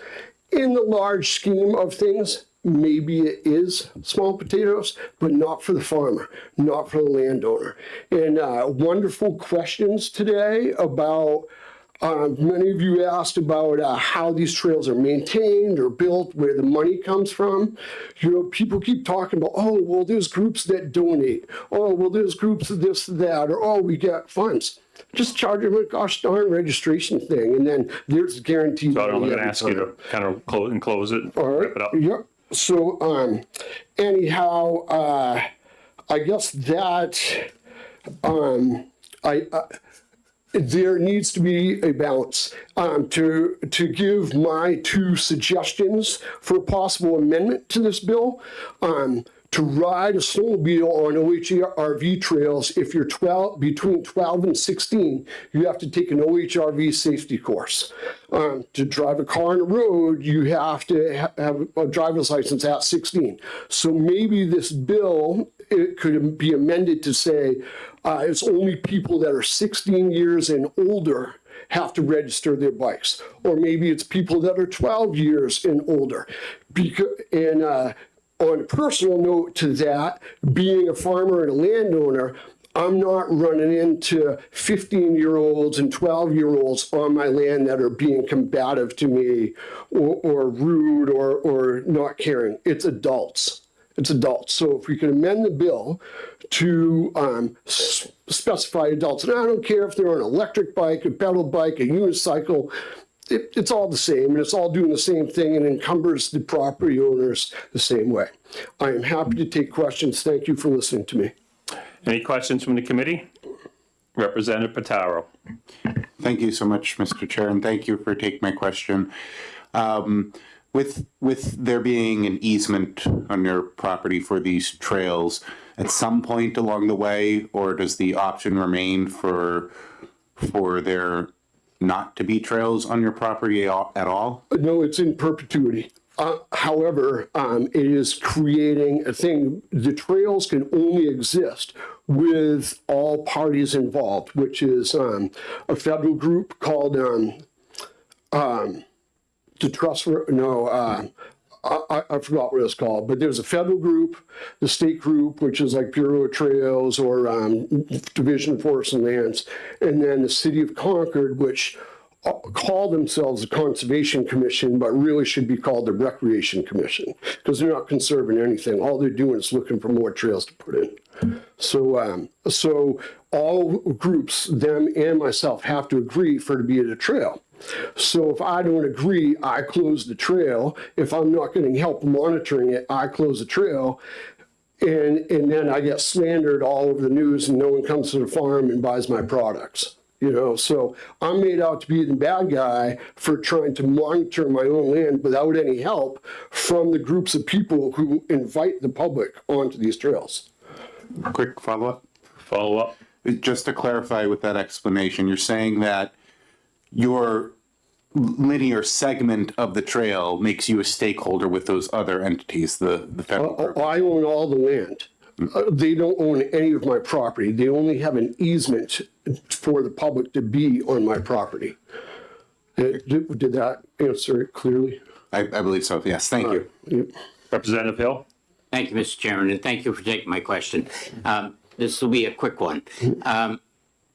Is this something that's just geographic, particular to your property, or is this something you've encountered through the Farm Bureau and others have the same issue?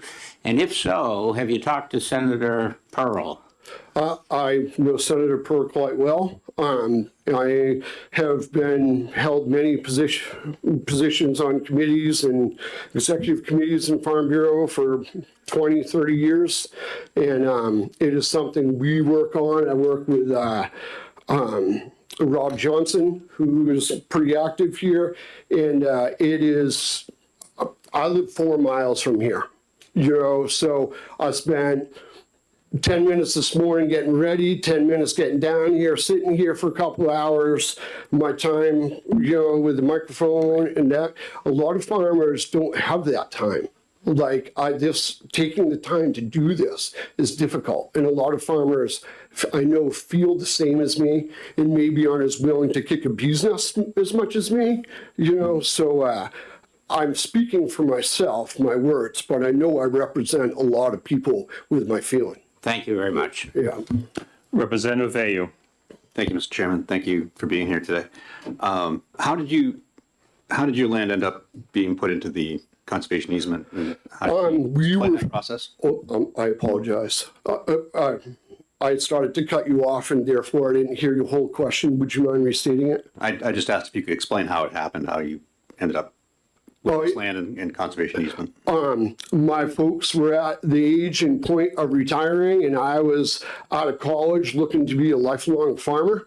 And, how do you transfer 700 plus acres to a next generation when you have no money in your pocket to pay yourself? So it was going to be, there's a potential of like a 200 or 300 acre development that, on the south side of our farm, there was another person that offered my parents $8 million for the entire property.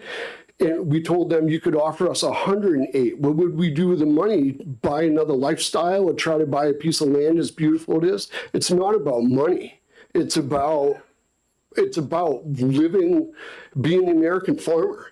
And so anyway, one of my fraternity brothers from college, his dad was on a land conservation committee down in the Cape, and talked to him and got connected with the Trust for Public Lands.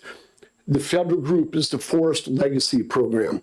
And anyhow, the Trust for Public Lands connected us with that. And it took 4 years from like 03 to 07 to work out all the bells and whistles and details. And we were promised white clouds and fluffy blue skies about how wonderful all the people that used our property were going to be and how great. And it's been nothing but a headache. It's been a thorn in our side. It's been difficult and we need help. It's not fair to us. Any other questions from the committee? Representative Plamondon. Very, very, very briefly. Thank you, Mr. Chair. Thank you for taking my question. Pardon my ignorance on this topic, because I wasn't aware of this situation. But would there be a way to post the property, foot traffic only on the trail? No wheeled vehicles allowed whatsoever? And maybe even have it backed up by a town ordinance or something? Would that affect your conservation agreement or anything? Well, wonderful suggestion. That measure is already in place. The Division of Forest and Lands and the City of Concord, LCHIP, and ourselves have made these metal signs, I think, at the prison, saying what's going on there, and we all have our trademark on it, and then the RSA of what agricultural vandalism is printed right across the bottom of it. So we're standing there in solidarity with all our emblems on the sign and saying what the thing is, but there's nobody that can be out there to monitor it, and there's no way of identifying the perpetrators. So instead of me getting yelled and screamed at for telling a bicyclist that he's riding through my crop, all they do is just take a picture of his registration tag and give it to the right people and let them deal with it, rather than me take the abuse or end up, what they do as soon as they get off our property, they call the police and, this mean farmer yelled at me while I was out whistling Dixie on the public trails. It's a crock of manure, man. Yeah. So with that, we'll take that as the last question. Thank you so much. Yeah. So I have the last card, as Johnny Carson would say. Jennifer O'Leary from the DMV, not staking any position. No one knows who Johnny Carson is? Like, anybody hold the lost envelope? Aren't you supposed to hold it to your forehead? I'm supposed to do that. Great yes. Karnak? Welcome, Jennifer. Thank you. Close us out here. My name is Jennifer O'Leary, and I am the Registration Bureau Administrator with the Division of Motor Vehicles, and I'm here to answer any questions regarding the information in the fiscal note on this. Any questions from the committee? Representative Miller. Thank you, Mr. Chairman. Thank you for taking the question. It's a pretty high price tag, and I understand there's some staffing changes as well as some systems changes involved to make this work. And we've also heard from the prime sponsor that probably the $50 number is wrong, and we, would fix that as well. But is there, at some point, do we find a happy place that actually lets this not just be a cost sink for the department and for the state? Thank you for your question. I think at this time, given all of the testimony that was provided from all of the different agencies, I think that this would warrant further conversation in a larger group to determine if the Division of Motor Vehicles really is the correct vessel to handle this type of transaction. If the division is the vessel for this, if that's what it's decided, then this fiscal note will stand. All right, thank you. You're welcome. Any other questions from the committee? Not seeing any. Thank you so much for closing this out. With that, I am going to close the public hearing at 17:03. And for the committee, we're going to take an hour break, so we will come back at 2:15. Enjoy lunch.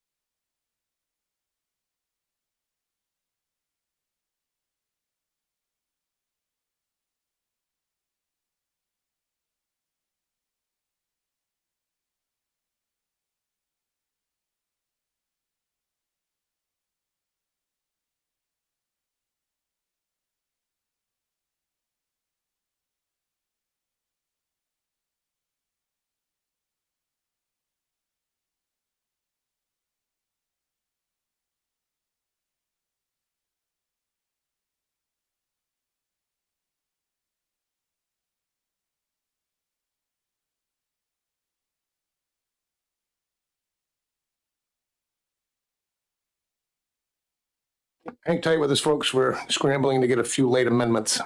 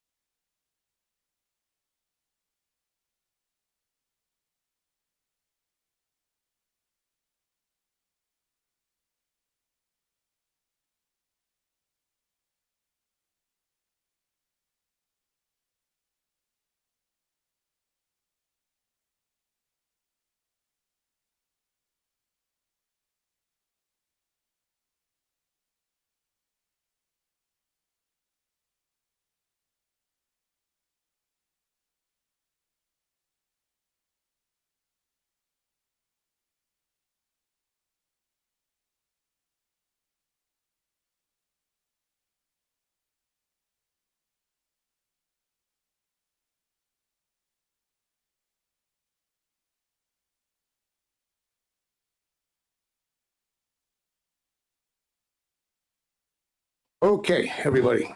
Sorry for the delay. In all fairness, just in case there are people here for specific bills that were scheduled for executive session today, we are running into technical difficulties on a few of them. So if you came here to see House Bill 1410, we just discovered another issue with House Bill 1415. And House Bill 1533, we will not be taking up today. I'll be rescheduling those for next Tuesday. We are currently waiting for amendments for 1111, last minuters, and 1466. And this is not the committee. We just got these amendments because of the snowstorm a little bit late. Well, we got them later than we were expecting, so we're just finding the errors now. That being said, Mr. Chairman. I think we are safe for the 1176. Yeah, it's just, Mr. Chairman, if I may, we're also not going to take up 1492 if anyone's hanging out for that. 1492, did I miss one on my list? Yeah. That's the tow trucks. Oh, yes, and 1492, we still have another pending amendment. Thank you. So we 1445. And 1444, yeah, we changed that. Oh,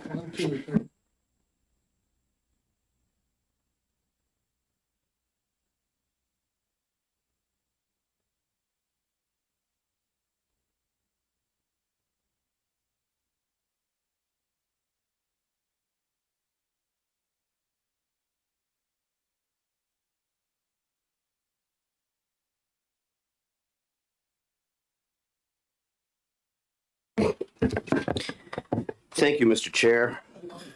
I was just giving you the early heads up. No, thank you.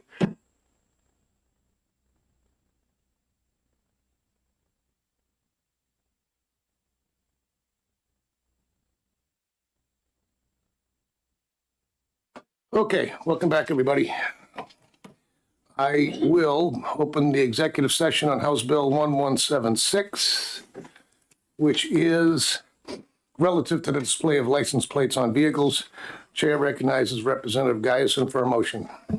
Thank you, Mr. Chair. I move on to pass on House Bill 1176 FN. To pass is moved. Is there a second? Second. Who's that over there? I saw a hand first.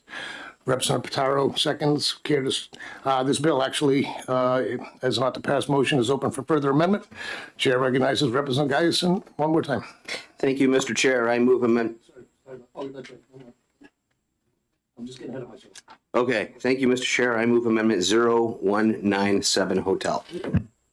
That is 0197H. Second by Miller. And that was my next move. Seconded by Representative Miller. Care to speak to the amendment, sir? Yes, thank you, Mr. Chair. So what the amendment does is it put in restrictions for vehicles that are towing. Commercial vehicles and CDL vehicles must wear both license plates at all times.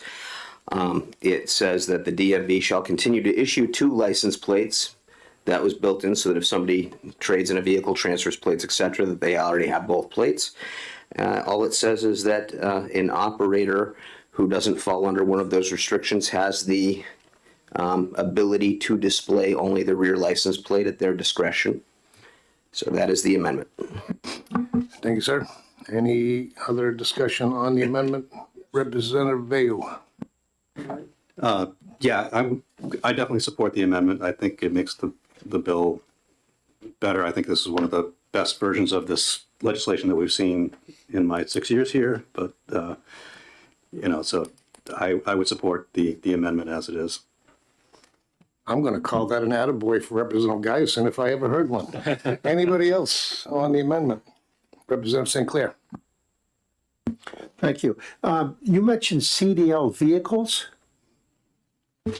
Yes, sir. Could you clarify what that is? So one of the concerns was a tractor trailer truck is often towing somebody else's trailer, and if it didn't have a license plate on the front, it would not be identifiable. So I don't think that the language here says CDL.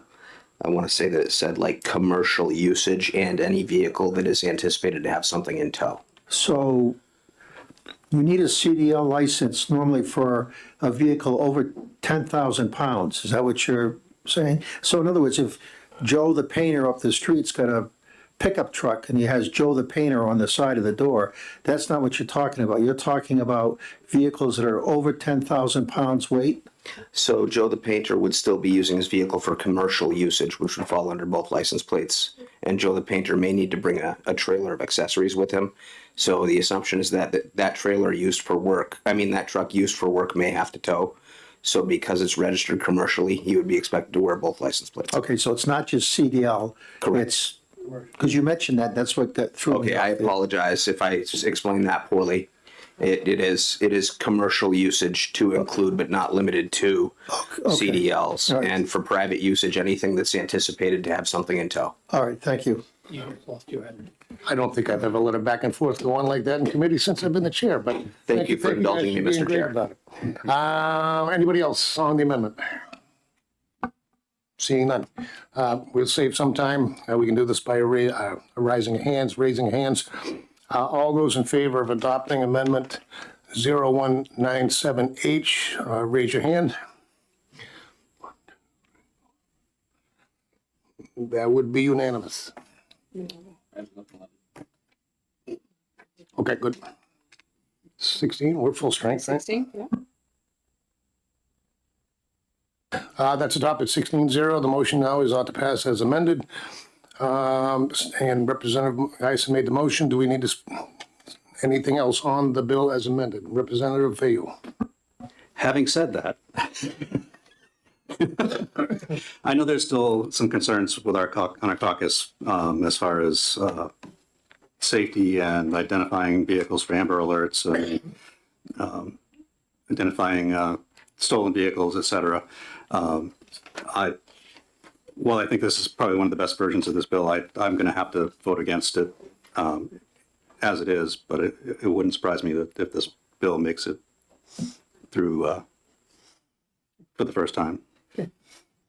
Representative Geisen. Thank you, Mr. Chair, and thanks for the compliment as well.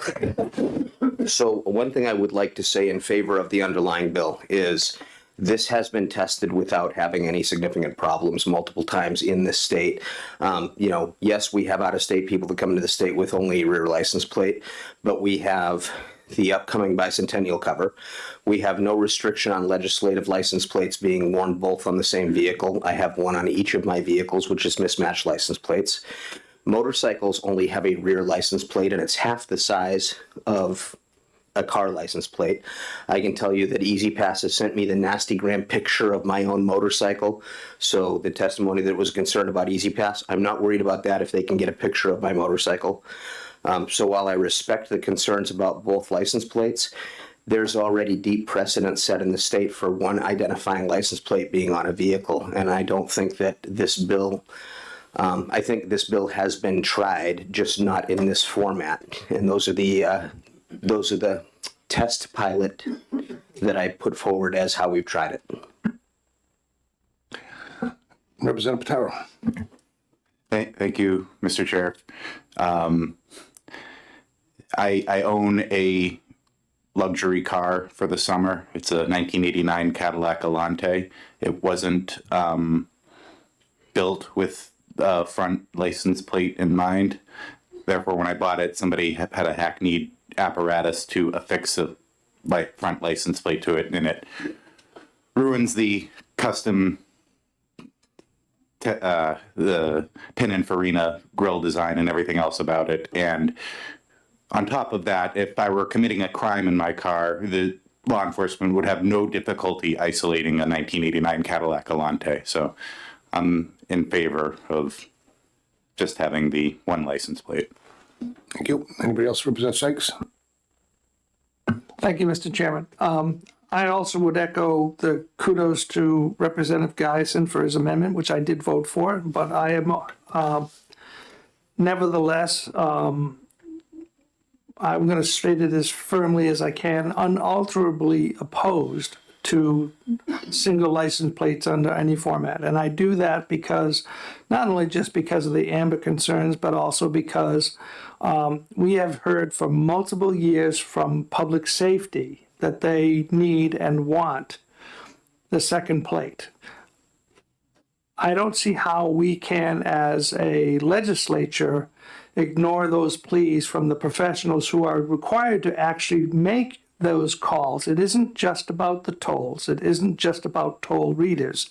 It's about safety throughout the state. And therefore, I'd be voting against the bill as amended. Anybody else? Representative London. Thank you, Mr. Chair. I too supported the amendment and kudos on the amendment. However, I also strongly oppose final passage or recommending final passage for 1176. We've heard about BOLOs, Amber Alert, Silver Alert, stolen vehicles, traffic violations, banks capture the plates, the toll plazas. And I see no benefit to this legislation other than aesthetics. For those vehicles, be it old or the sports cars, they sell brackets for the front. Those of us coming up here today, if you've noticed, the back license plates were covered with snow. I saw umpteen vehicles on the way up here where you could not see the rear of the vehicle, rear of the plate, but you could see the front. And that was very visible today. We got testimony from representatives of the New Hampshire Chiefs of Police in opposition, New Hampshire State Police in opposition. We heard testimony that all New England states require the two plates, with Vermont having some specials. And as I stated in testimony, Massachusetts tried going with the one plate system, and they have since rescinded that and have gone back to two plates. It's a matter of safety, and there's no fiduciary benefit, as with this legislation, everyone would still get two plates. So I see no reason for this legislation to move forward. Thank you, Mr. Chair. Anybody else? Representative St. Clair. If the Chiefs of Police Associations, and I'm not responding directly to my fellow representative over there, but if the Chiefs of Police and people in charge of the Amber Alerts, et cetera, were so concerned about this potential of not having that front plate, where have they been when we have had the opportunity to put a bicentennial plate or a county fair plate or a city's 100th anniversary plate on the front that has no marks at all to say what the real license plate is? Where have they been? I just don't understand it. I just don't understand it. Thank you. I got to chime in at this point. I agree with you, Representative St. Clair and Gaius, and we've already seen enough times that it's okay not to have a front plate. We also understand that these front plates aren't lit up at night, and that's even from NHTSA's recommendation, so apparently they're not that important to the federal government either. We do have a 250th anniversary plate coming, so I hope plenty of people run that front plate. And there is one benefit to this. If we can pass something fair, because this one still requires both plates to be bought and sent, the understanding is most people will still put both on because they have the bracket. But the benefit is we may never see another front license plate bill ever again. So consider that. I'll be voting for this bill. Anybody else? Representative London. Thank you. I just want to respond to my colleague, Representative St. Clair. Nashua's tricentennial got a special dispensation from the state to purchase a special plate for a limited time. I think it was maybe 6 months you could display it on, but it was a special dispensation. So it's not unheard of, but it's not the rule of law. Thank you, Mr. Chair. Okay, anybody else on the ought to pass as amended motion on House Bills? Oh boy, it's hard getting used to these things. 1176. Seeing none, I'll ask the clerk to call the roll when she's ready. Once again, not to be redundant, the motion is ought to pass as amended. Vice Chairman Gorski. Yes. The clerk votes no. Representative Hill. Yes. Representative Foote. Yes. Representative Pataro. Yes. Representative Coker. Yes. Representative Guyson. Yes. Representative Hamlin. Yes. Representative Vayu. No. Representative Miller. No. Representative Sykes. No. Representative Sinclair. Yes. Representative Fox, No. Representative Johnson, No. Representative Plamondon, No. and Chairman Walsh. Yes.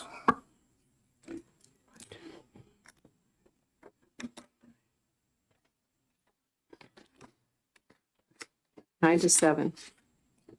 To pass. Our recommendation about to pass is amended is adopted 9-7. Regular calendar, it will be. I'll close the executive session on House Bill 1176.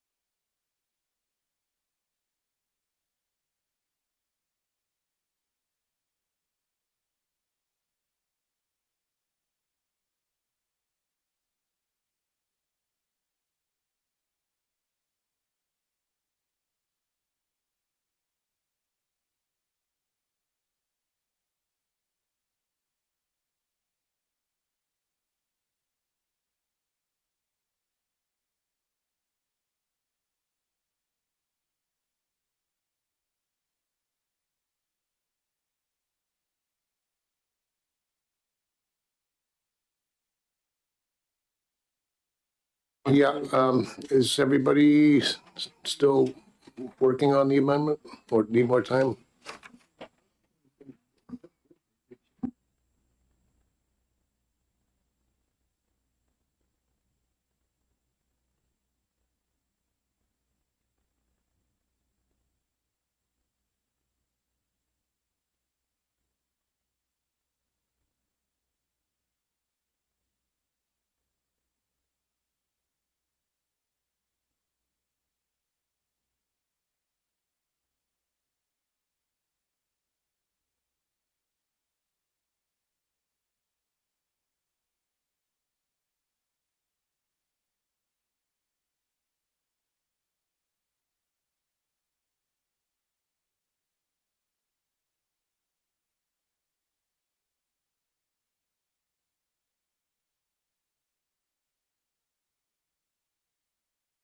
All right, I'll open up the executive session on House Bill 1111 FN, which is, as I scramble, relative to driving test accommodations and retest suspension periods. We'll do this. Chair recognizes Representative Guyson for a motion. I assume you wanted that one, sir. Yes, thank you, Mr. Chair. I move on to pass on House Bill 1111. To pass the motion, is there a second? We're going there next. I gotta get a motion on the floor. Is there a second on the ought to pass? Second. Seconded by Representative Gorski. This bill is open for further amendment. Chair recognizes Representative Guyson one more time. I'm going to move Amendment 0342 Hotel. He moves Amendment 0342H. Is there a second on the amendment? Seconded by Representative Hamlin. Care to speak to your motion? And we do know we're front loaded with a couple of questions.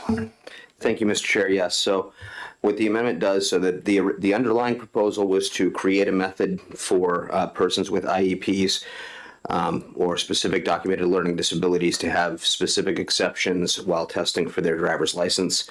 One of the underlying concerns was ADA compliance.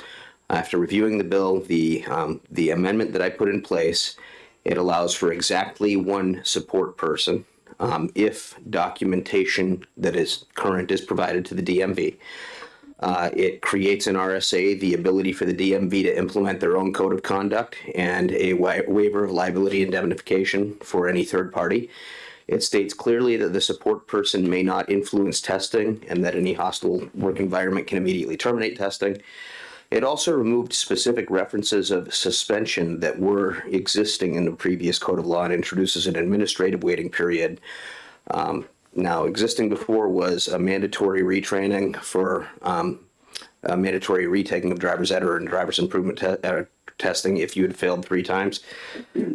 This puts in an administrative waiting period for 3 consecutive failures so that somebody can retrain, whether it's on their own or through an institutional learning. And it removes any doubt about any increased fee for retesting. So that is what the amendment did with the underlying bill. Thank you, sir. Did you have any I know I had questions over there. Representative Johnson? Thank you, Mr. Chairman. My question is for the amendment's author. So on page 1, line 28, regarding the retest procedure, any applicant who fails the driving portion of the license examination 3 or more times shall be subject to an administrative waiting period of 3 months. So if you fail it the 3rd time, you wait 3 months. If you fail it again, another 3 months. Yes, sir. That would be, you would, if you have failed it 3 consistent times, it is fair to ask the DMV not to retest you every other week and to take 3 months to do remedial training, whether that's on your own or whether that's through an institutional learning facility. Follow, please. So just to be clear, it's not you get 3 and then you have to wait 3 and then you get another 3 and then you have to wait 3.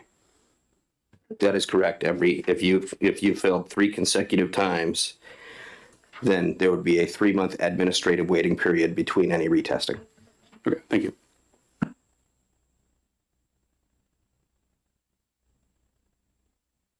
Representative Miller? Thank you, Mr. Chairman. I'm curious about the presence of support personnel, including parents or guardians, with the as appropriate to the applicant's documented needs, and where that documentation comes from vis-a-vis the IEP. Is that part of the IEP, or is this, if you have an IEP, your parents can write a note saying, I have to be in the car with my kid? Because I can read it both ways, and I have some concern about who is presents other documentation supporting the need, and this documentation just finds that someone else can be in the car. I'm just curious where this documentation comes from, how it's regulated, who verifies it, where we're going with that. Thank you. So, Go ahead. okay, I apologize, procedure. So the IEP would have specific learning needs outlined in it, is my understanding. I've never actually reviewed somebody's IEP, but my understanding is that it's tailored to their specific disability and what they would need as an individual educational plan. So if your individual educational plan says that you need somebody to read you math problems, that does not present a learning disability for a driving test. It would have to be relevant to the testing that's going on.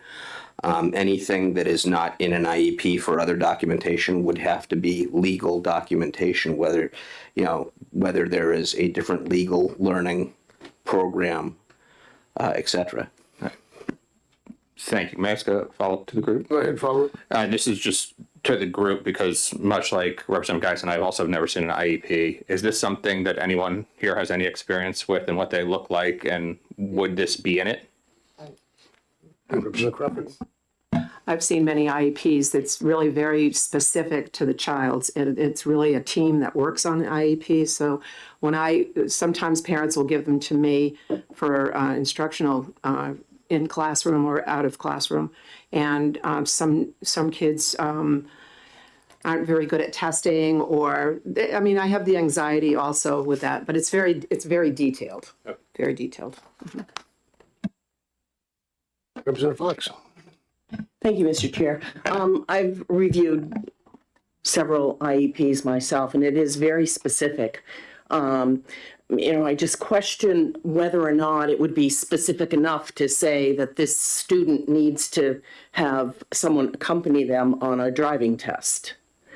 And I also wonder, there are numerous IEPs that have English as a second language. So we're opening another can of worms with that.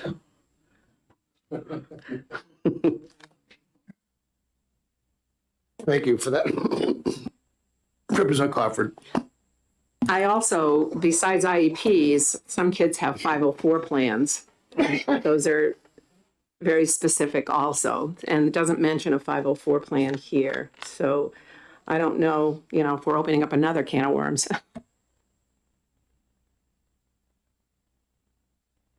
Representative Hill. Yeah, thank you, Mr. Chairman. So I did serve in a previous life on the Education Committee, and I do have some knowledge of IEPs and 504s, and everything that's been said earlier is correct, that they are very specific and very individualized. I think we are actually doing a disservice when we try to use the language from one agency and apply it to another agency. I've seen more problems when that occurs than almost anything else in here. So while I understand the intention, I think we're opening up that can of worms that I would not be willing to do with just a simple amendment. I think it's much more complicated than that, and I think without having the DOE attorneys involved and/or experts in that area, I would not be willing to support the amendment. Anybody else? Representative View. Yeah, I think the administrative requirements in this are very hard to pinned down. It's very murky who would decide what an IEP does and whether it supports allowing somebody else to be in the vehicle during the practical part of the test. And in my mind, you got to err on the side of caution with driving, because it is a stressful environment. And if somebody is too stressed to take the test without somebody else in the car with them to calm them down, then I worry about their ability to drive in a stressful environment at the same time and make good decisions. So you're materially changing the testing environment by doing that. And I think we're running some risks there by doing that. So I would have to oppose the amendment as well. Anybody else? Just one quick question, because I think it goes along the lines of Representative Johnson's. I just read that on line 28 again. Any applicant who fails the driving portion of the LASIK examination 3 or more times. How does that work? Is it 3 times? Where's the more come in? 3 times and any subsequent. But how do you, if you're going to say you can't retest after 3 times without an administrative waiting period, how can you fail it more times? Well, the 4th time would be in 3 months. But that's not the 4th time. That's the first time after the administrative period. Okay. It's just the way it's written, and it doesn't. That's 3 times and you wait, and then the first time after you wait is not the first time. The most important thing to me with this amendment was getting protections in for DMV. So I'm assuming that the people that are opposed to the amendment are also opposed to the original bill, only because the IEP language isn't really that much different. So any other questions on the amendment? No, I know. Right. Representative Johnson. Thank you, Mr. Chairman. This is more of a general question. Active individualized education programs, do those survive graduation from high school or whatever educational institution you're at? Or, for example, would you be able to have this if you were autistic and 17 as opposed to autistic and 19? That's a good question. I saw Representative Guy's hand up. Did you have an answer for that? I'm not sure. I'll have to look into it. They can. Excuse me. Sorry. They can, in some certain circumstances, go with the child until they're 21, I believe.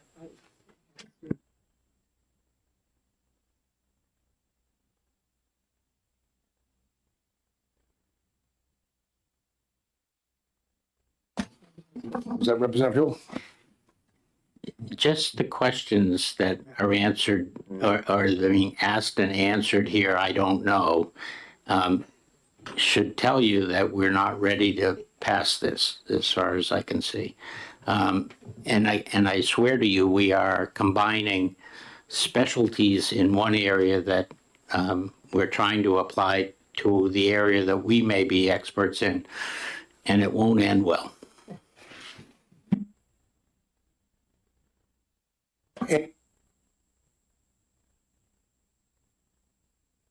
That's a pretty compelling argument. Was there anybody else? Correct. If there's no other questions on the amendment, we'll vote on it. All those in favor of the adoption of Amendment 0342H, raise your hand. So 1, 2, 3, 4, no, 3. 3 in favor. All those opposed? 1, 2, 3. Should be 13. Okay. All right, so the amendment fails, 3 to 13. We need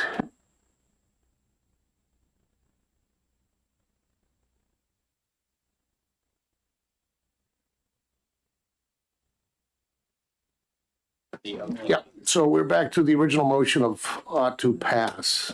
Any further discussion on the original bill, on the unamended? Representative Johnson. Mr. Chairman, I'd like to make a motion. We are still on the ought to pass. It is.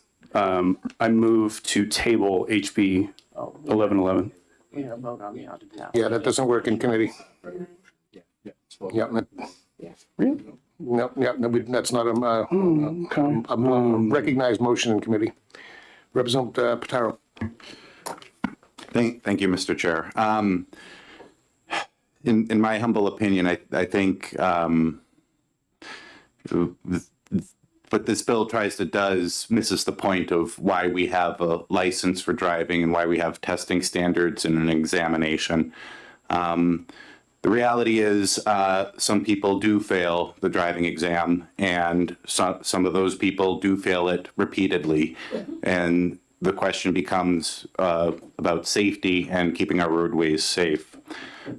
Thinking back to the testimony from the public hearing, but besides anecdotal examples of a couple of individuals having an issue or anything like that, I just want to say that, in my opinion, the way combine that with the public hearing at the DMV expressing their concerns about it, I feel that the DMV and our government department is doing a good and adequate job of licensing our capable drivers and being a gatekeeper against people who should not have the privilege to drive on our roads. Thank you for that. Anybody else? Representative Bayou. Thank you, Mr. Chairman. I'd like to express my empathy for the sponsor and everything they went through, and I hope they got their issues addressed to their satisfaction and found some answers that they were looking for. And I also thank Representative Geisen for his work on this. I think we want to try to save as many bills as we can if they have a good intent behind them, and I think we can all say that this was well intended. So, but I think it falls short of some of our safety standards, and I will oppose the bill as drafted. Anybody else? Representative Geisen. Thank you, Mr. Chair. Yeah, I appreciate that I'm not a subject matter expert in all things everywhere. I did work in the most honest way I could to try to make this thing better and better for protection for DMV, while also taking into account persons with disabilities. I don't know what the proper method would be, so I'm kind of asking the chair if there's a way to possibly retain this or put some group together of subject matter experts that could bring something forward, or if we're better off just terminating this and working on a better bill for next year. Logistically speaking, being an early bill, I don't think we have the time before February 12th to get those people together. The only other option, well, we have two options. We could interim study it. That gives us till next fall. The third option would be to ITL it and do an ad hoc or some type of meeting along those lines to try to get the research on our own. Those would be the avenues. I'm not opposed to interim study. I just want everybody to know we haven't done one yet. And that will require us coming back for a vote and a report for whether or not we recommend further legislation or not. Again, but I'm not opposed because this is a worthy cause. And I find this one challenging only the fact that I think we all want to be compassionate about this and we want to give people an opportunity. But at the same time, we're also going to be realistic. So maybe this isn't the thing we need to jump into. So those are the options that we have. If you want to ponder it for a minute, or if there are any other questions before we take a vote on the bill. Representative Hill. I just want to point out both of those options mean that the bill would be coming up next year. It wouldn't be anything that we would do this year. That is correct. Thank you. And that is a good point. Ad hoc or personal work or interim study, either way, nothing would happen before next January. So that's why I have to be honest, we have not been recommending the interim study all that much because all it does is create more work for the committee that probably isn't really necessary. The same volunteers that would work on the ad hoc would probably work on a study committee too. So, so anybody else on the motion of ought to pass on House Bill 1111?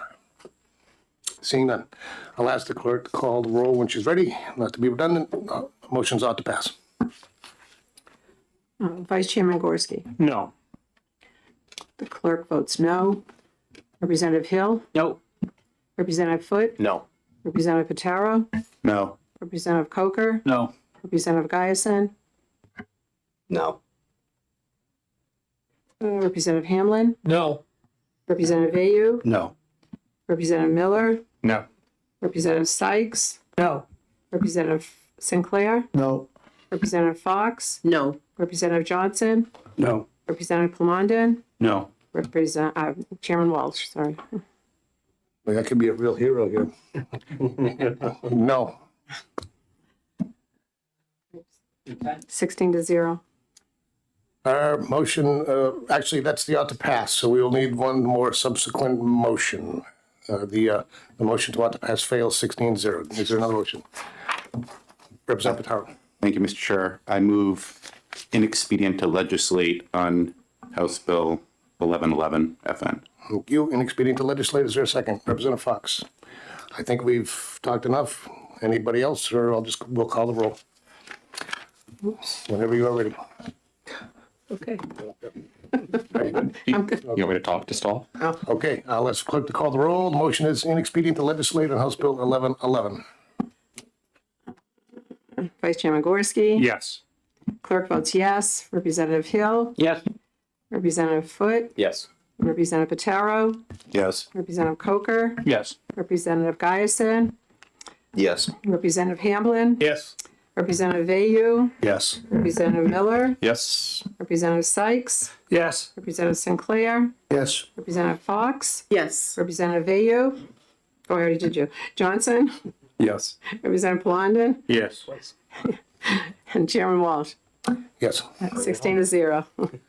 Our recommendation of inexpedient to legislate is adopted 16-0. I thought I heard consent a minute ago. Who was that from? Me. Representative Hill moves consent. Is there any objection? Seeing none, consent it is. I'll close the executive session on House Bill 1111. I'm not sure where we're going next, but so give me a minute.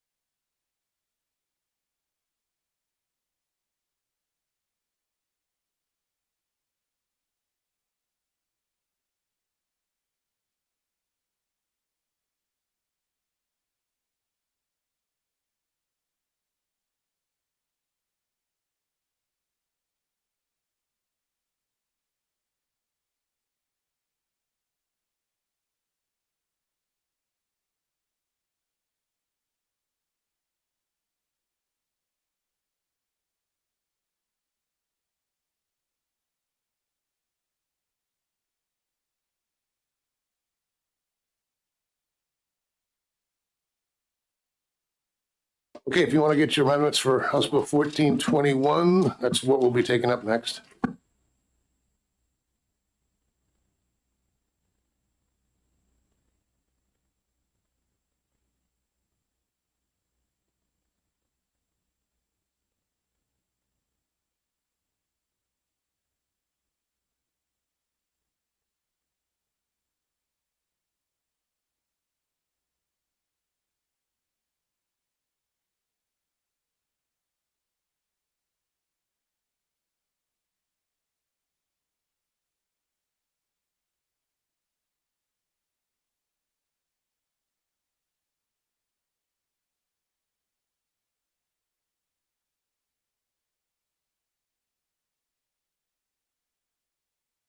You know, I've been meaning to ask, why is everybody sitting all the way back there?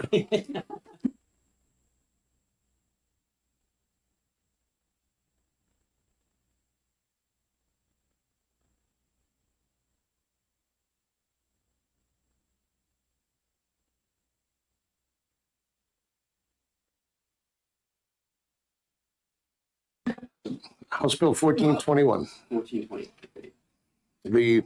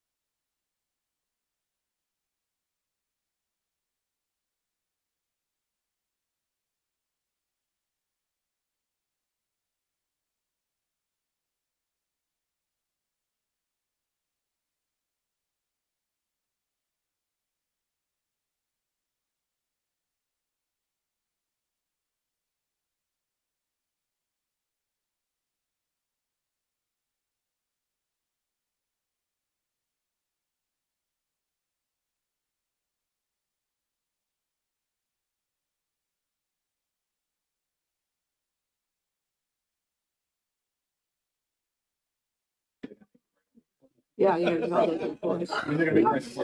problem. You're made to do it anyway.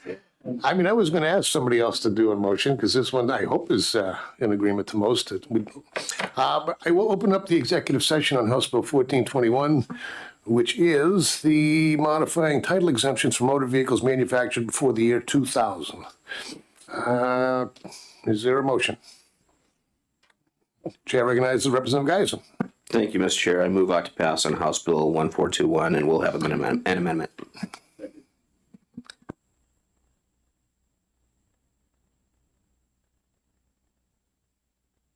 Representative Blunden, is that you? Yeah.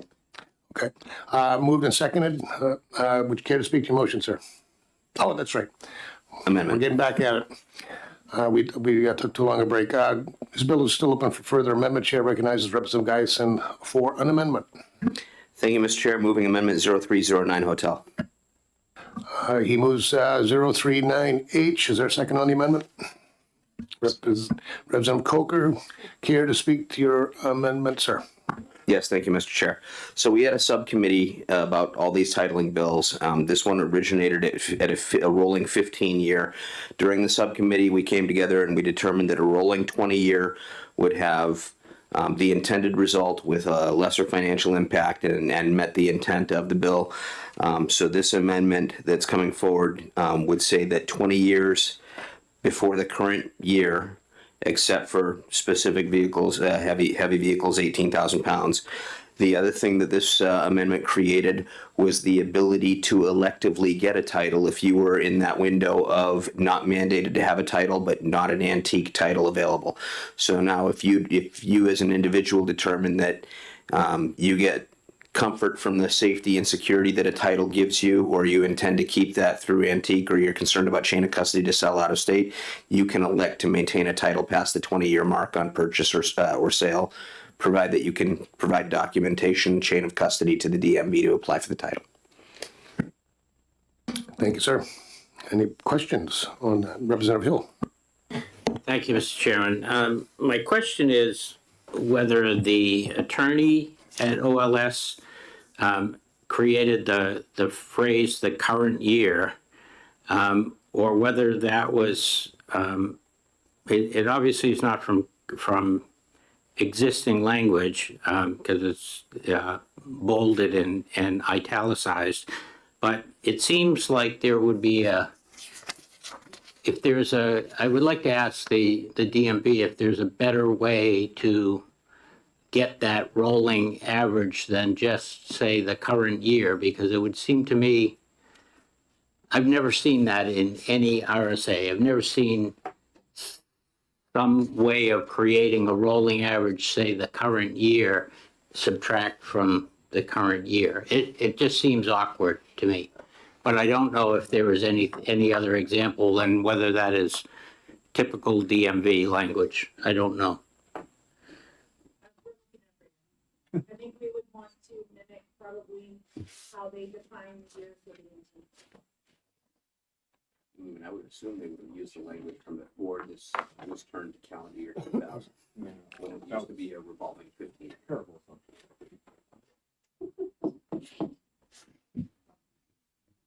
I see your point, but I don't know. see if it's-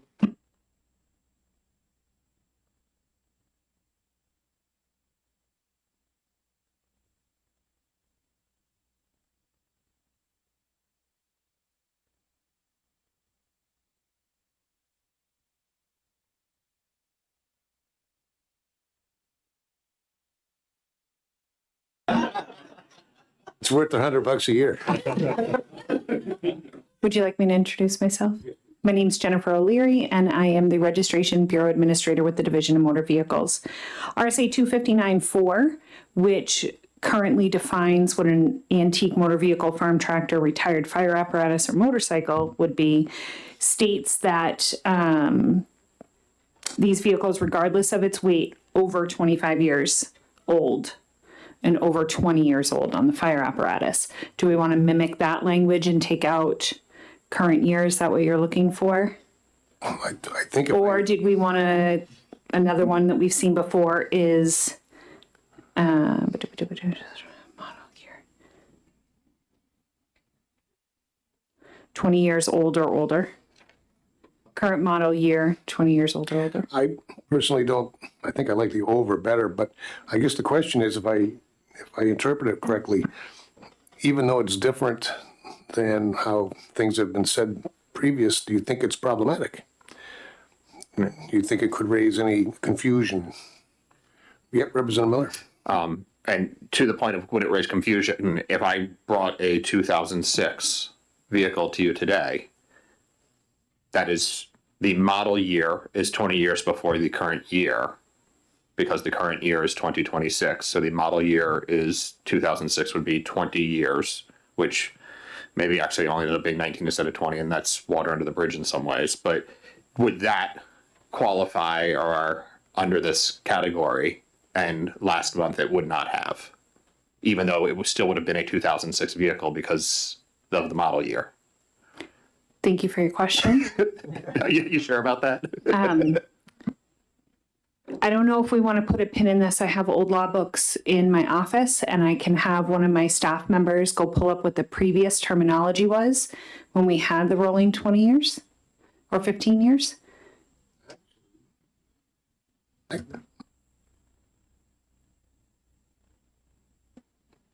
Yeah, I'm surprised the original bill doesn't have that, because I believe he just, well, maybe he didn't just strike the original bill or use the original law. How long do you think that would take? A couple of minutes. I can step out and call one of my staff members right now.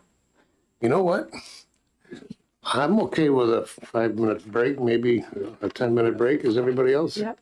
It's been kind of bumpy. Representative Geisen, that would be great. Thank you very much. We're going to go into a break for a minute. Before that, Mr. Chair, and I thank you. Quick question for you.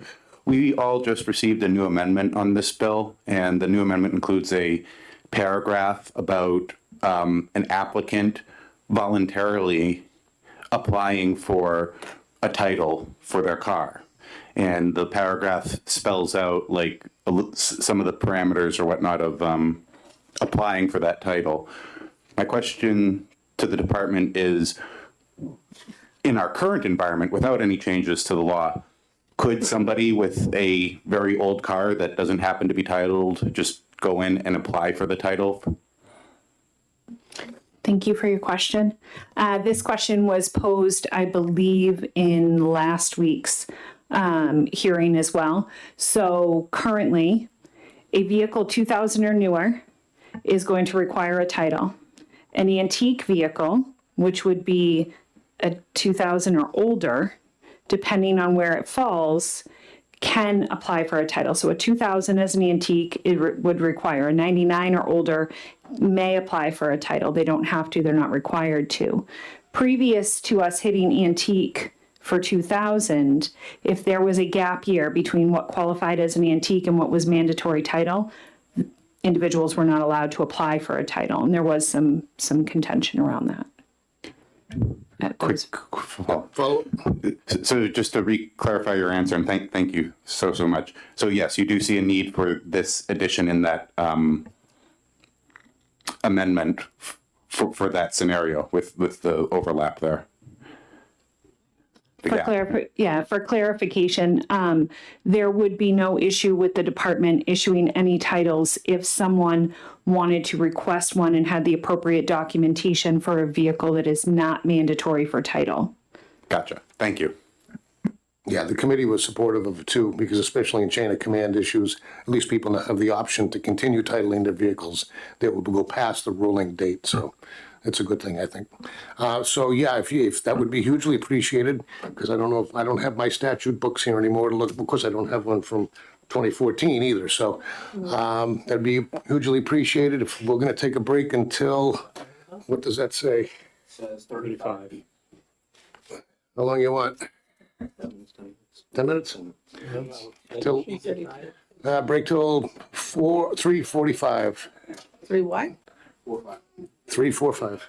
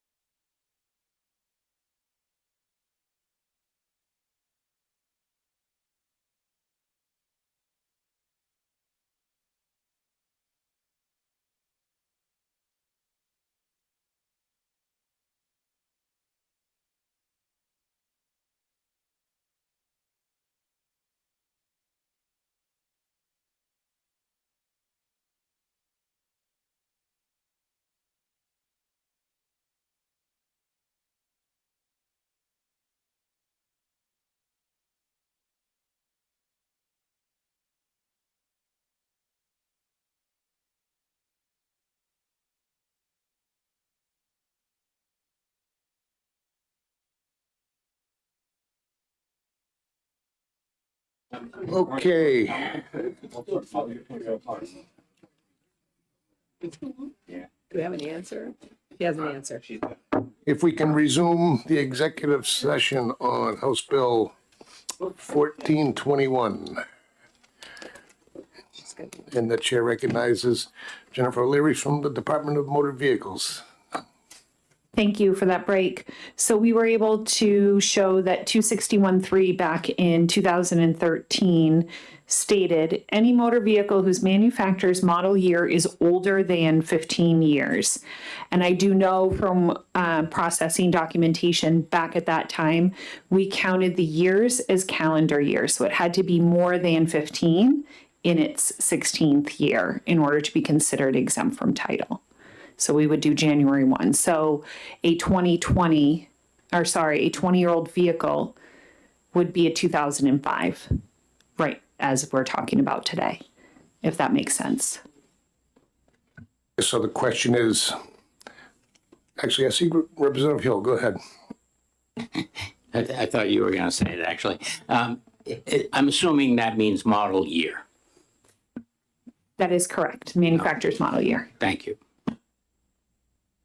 And if we made the change from or older, it would be more consistent with the rest of the statutes in terms of the way we describe it. In Title 21, anyway. Or older is used in the antique law. So yes, it would be more consistent. I do know that there was continuous interpretation that was consistent on the previous law when it was 15 years and it didn't say or older.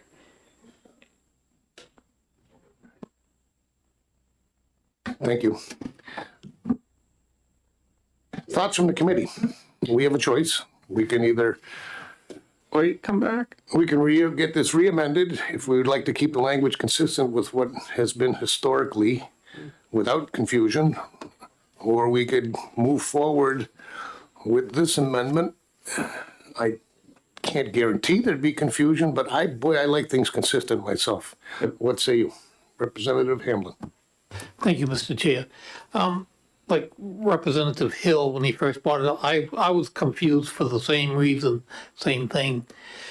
We sit here, we deal with this, we talk about this, but if we pass this as is, and this law goes out to every town clerk's office in the state, where they have multiple people sitting there talking to customers that come in, it's going to be interpreted by how many ways? I think we need clarity if we're going to pass this. Thank you, sir. Representative Miller. Thank you, Mr. Chairman. Reading, and I have the same text that Ms. O'Leary had on her read us on my screen, is older than 15 years or is 20 years. A literal reading of is 20 years before the current year means only vehicles that are exactly 20 years old would be exempt, rather than 20 and older. And while I'm not keen to say that that's how anyone is going to read it, I'm also not a lawyer, and I have lawyers who read things like this for me sometimes, and they get pretty pissy about the language like that. So I would be concerned that this says if you are exempt if the manufacturer's model year is 20 years before the current year, but does not have or older. Correct. So you see problems with the current. I see problems with this the current amendment as it's written here. Right. Representative Geisen. Which sucks. I think it's clear enough, and I just want to send it. And part of the reason I want to send it is because I have not been having the best luck in the clarity of my amendments returning the way I would like them to today.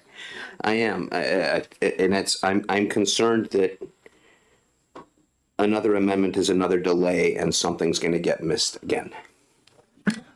Okay. Anybody else? First of all, delay-wise, we're actually in pretty good shape. So we've got two more Tuesdays before the deadline. We've got next week and then the 10th.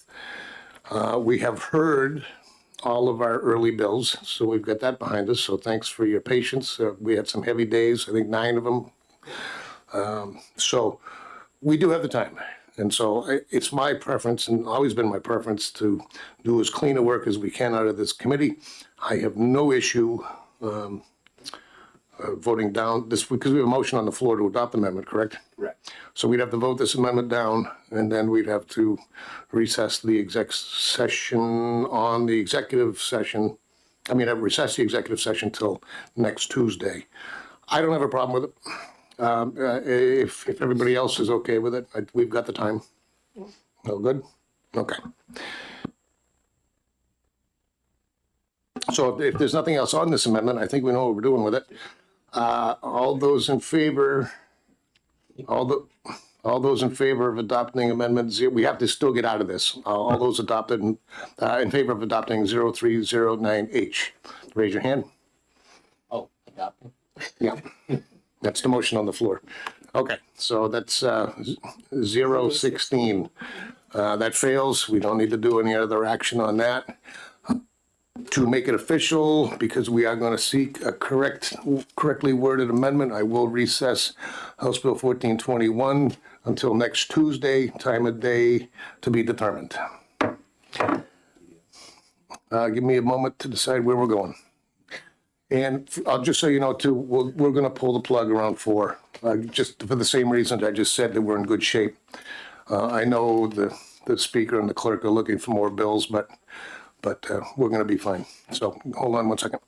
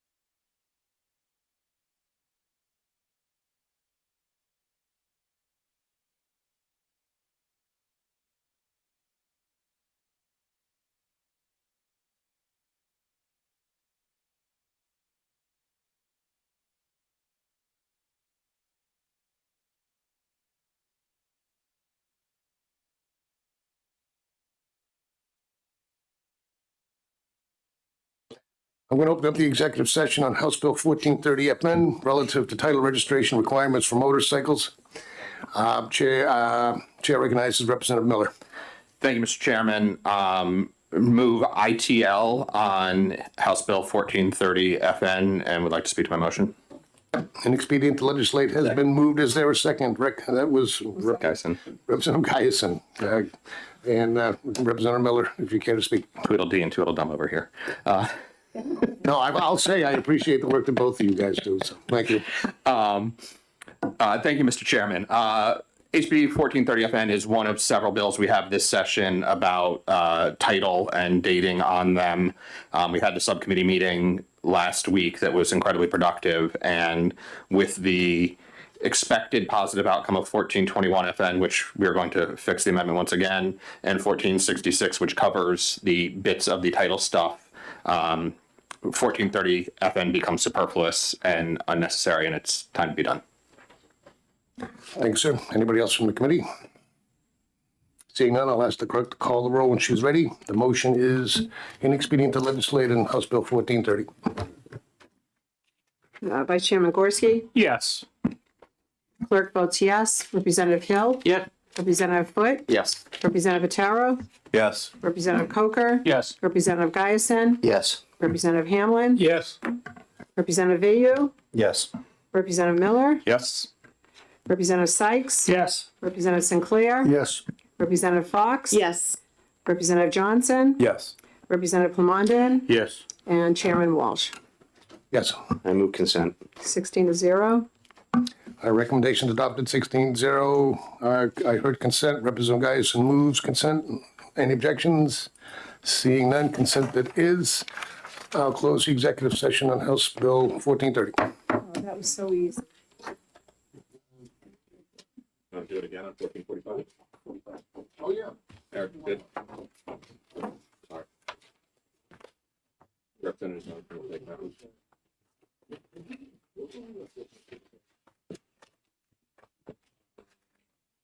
The license one was too expensive.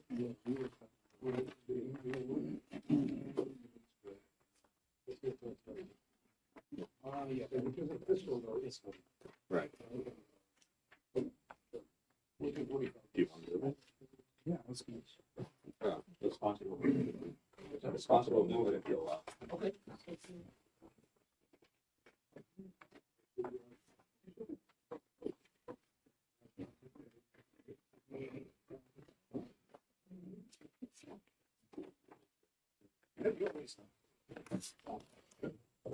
I'm going to open up the executive session on House Bill 1445 FN, requiring the issuance of enhanced driver's licenses and real ID compliant cards for border crossing and proof of citizenship.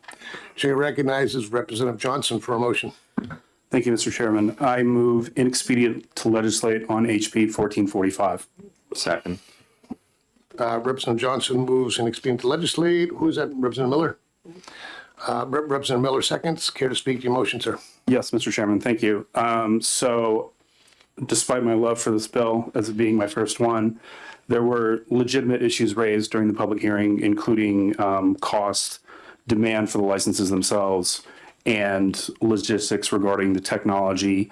While I believe these issues could be answered positively, I highly suspect there's no way I'm going to be able to find those answers within the next 2 weeks to get this to where it needs to be in order to fairly ask the committee to move ought to pass. So instead, what I would like to do is point out that current statute allows for the DMV to issue enhanced driver's licenses, and I think it would be easiest if the DMV is willing to informally work with them to make this a reality for the next session. And I'll leave it at that. Fair enough. Thank you, sir. Is there anybody else that wishes to speak to the committee? On this. Seeing none, I'll ask the clerk to call the roll when she's ready. The motion is inexpedient to legislate on House Bill 1445. Vice Chairman Gorski. Yes. Clerk votes yes. Representative Hill. Yes. Representative Foot. Yes. Representative Bottaro. Yes. Representative Coker. Yes. Representative Giason. Yes. Representative Hamlin. Yes. Representative Vayu. Yes. Representative Miller. Yes. Representative Sykes. Reluctantly, yes. Representative Sinclair. Also reluctantly, yes, thank you. Representative Fox. Make that 3. Okay. Representative Johnson. Make it 4. Yes. Make it Representative 5. Clemondan and Chairman Walsh. Yes, and it's reluctantly also because I don't think anybody disagrees with this concept. 0. And as much as we do, the reality is with the fiscal note that's on it, it's probably not going to make it out of the second committee anyway. So it was a yes, 16-0. Yes. Our recommendation's adopted 16-0. Did I hear consent? Consent. Who was that motion by? Representative? I'll go with Hamlin. Oh, you want it too? Johnson it is. Consent it is. It is an IPL. I'll close the executive session on House Bill 1445. Okay, so here we are. We, believe it or not, do have the information that we need for House Bill 1466. We had an amendment that was missing something. We got a second amendment that got what we were missing, but it didn't include what we weren't missing. So now we have 2 amendments. Even if we adopt both of those amendments today, they're still going to have to go back to OLS to be merged as a committee amendment. So I see no need in taking this up, looking at the time anyway. So this week, we will get those 2 amendments merged. Do you still want to tackle that, or do you want me to do it? They're familiar with you now on this bill topic. Okay, so if he's going to get the 2 amendments merged, it was actually what we wanted for the original amendment, and we'll take House Bill 1466 up next week.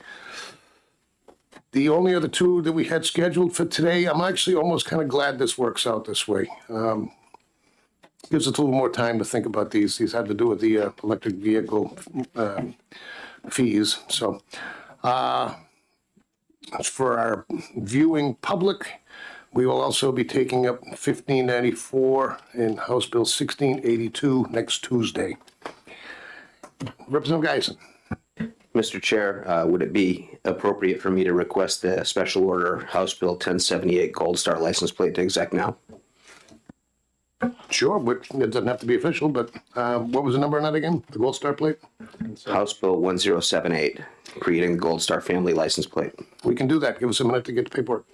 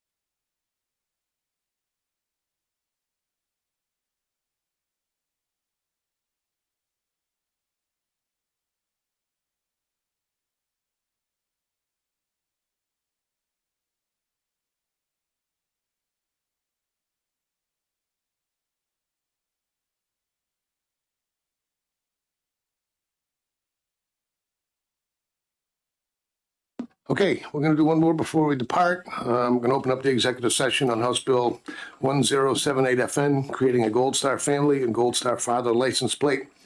The busy man, Chair recognizes Representative Geisen. Thank you, Mr. Chair. I move on to pass on House Bill 1078 FN, creating Gold Star family license plate. Ought to pass has been moved. Is there a second? Second. Second by Representative Hamblin. Care to speak to your motion, sir? Yes, thank you, Mr. Chair. This is a really, really small ask to extend the same respect that's given to Gold Star mothers to fathers and immediate family members. They've asked, that there be a total of 3 options: Gold Star mother, Gold Star father, and Gold Star family member, which would be any other immediate family member. We can never appropriately thank these families for their sacrifice. All we can do is stand in solidarity with them and say we mourn with you, and this is a great way for the state to show support. Thank you. Anybody else? Representative Gorski. Thank you, Mr. Chair. What was kind of interesting to me is I learned for the first time, I didn't realize that Gold Star dads didn't get a plate. So to me, I think that's egregious. We should definitely fix that. So I am totally 100% for this bill. Anybody else? Representative Bail. Thank you, Mr. Chairman. I wish we could do more than offer these plates, but I think it's a great cause, and I support this bill 100%. Thank you. Anybody else? Representative Foote. Thank you, Mr. Chairman. This is a no-brainer, the least we can do, and it's a big sacrifice that the families go through, so I support this 100%. Anybody else? The only thing on this, we have been changing the effective dates on some of the other plate bills just till we get the new system going. In this particular case, to move this forward, I'll get in touch with the chair of finance myself. I believe that's where this is going, and they can change the effective date over there. Without anything else, if there is nobody else, I'll ask the clerk to call when she's ready. The motion is ought to pass on House Bill 1078. Vice Chairman Gorski. Yes. Clerk votes yes. Representative Hill. Yes. Representative Foote. Yes. Representative Patero. Yes. Representative Coker. Yes. Representative Giason. Yes. Representative Hamlin. Yes. Representative Ayu. Yes. Representative Miller. Yes. Representative Sykes. Yes. Representative Sinclair. Yes. Representative Fox. Yes. Representative Johnson. Yes. Representative Plamondon. Yes. And Chairman Walsh. Yes. 16-0. Move consent. Our recommendation is adopted 16-0. Even with the, I heard Representative Gorski motion consent. It may not be able to stay there because of the fiscal note, but our committee wishes it go on consent. Actually, it may get pulled anyway for people to speak on it. We'll see. But our wishes are consent because of the vote. Consent. before we do that consent, I just have a question. Is this something that possibly the floor would want to have our guest here today up at the top and we actually do a floor vote on it? Just a question.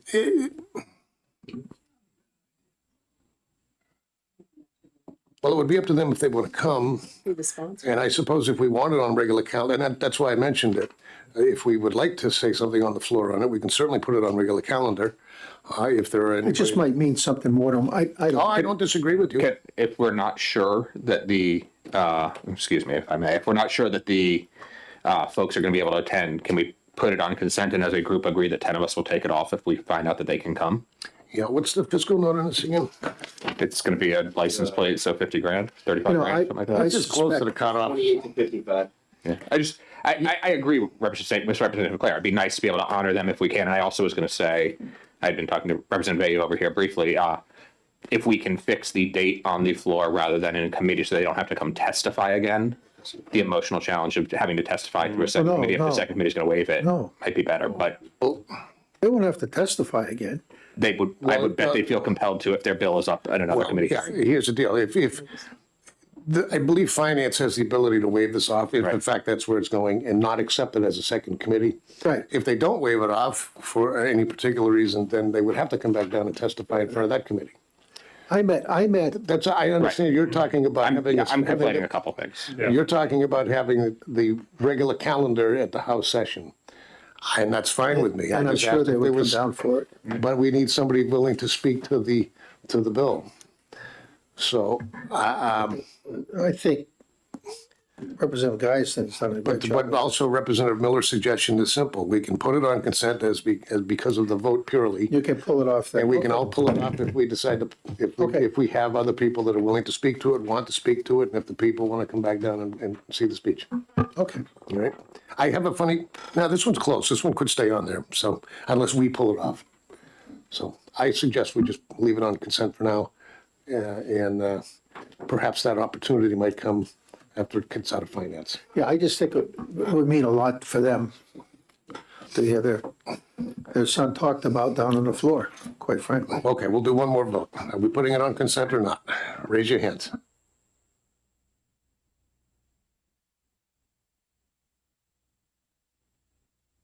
It's not unanimous. Regular calendar it goes. I'm going to close the executive session on House Bill 1078.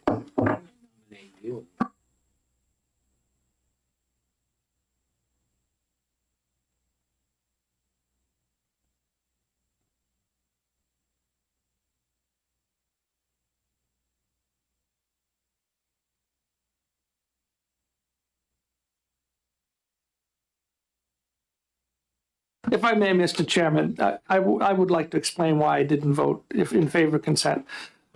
I think this is an important statement that the Transportation Committee can make. I think it's an important statement for the House to make. I will tell you that although it's not probably the same family as proposed in this bill for Gold Star mothers, fathers, and family, my grandmother was a Gold Star mother, and I had two uncles of World War II age, both of whom were killed in World War II. And I would be happy to share that experience with the full House to explain why I think it's important to give families the recognition that they deserve. And I'm glad you did what you did because it made my decision to put it on the regular calendar very easy. So, anything else for the good of the cause? That's the last bill we're going to take up today. Seeing none, I guess that ends our business for today. Thank you all very much. And I know it's been a long one. How many did we actually get through? 5. I'm counting 1, 2, 3, 4, 5. Ooh. Let's 4 in the morning. I'm counting 5 unless I miss something. Hearings. Right. Okay, we might have a long exec session next Tuesday, but we'll just watch for the schedule. Thanks, everybody. I don't know yet for sure. We might sneak in a couple of hearings in the morning. Who's gonna?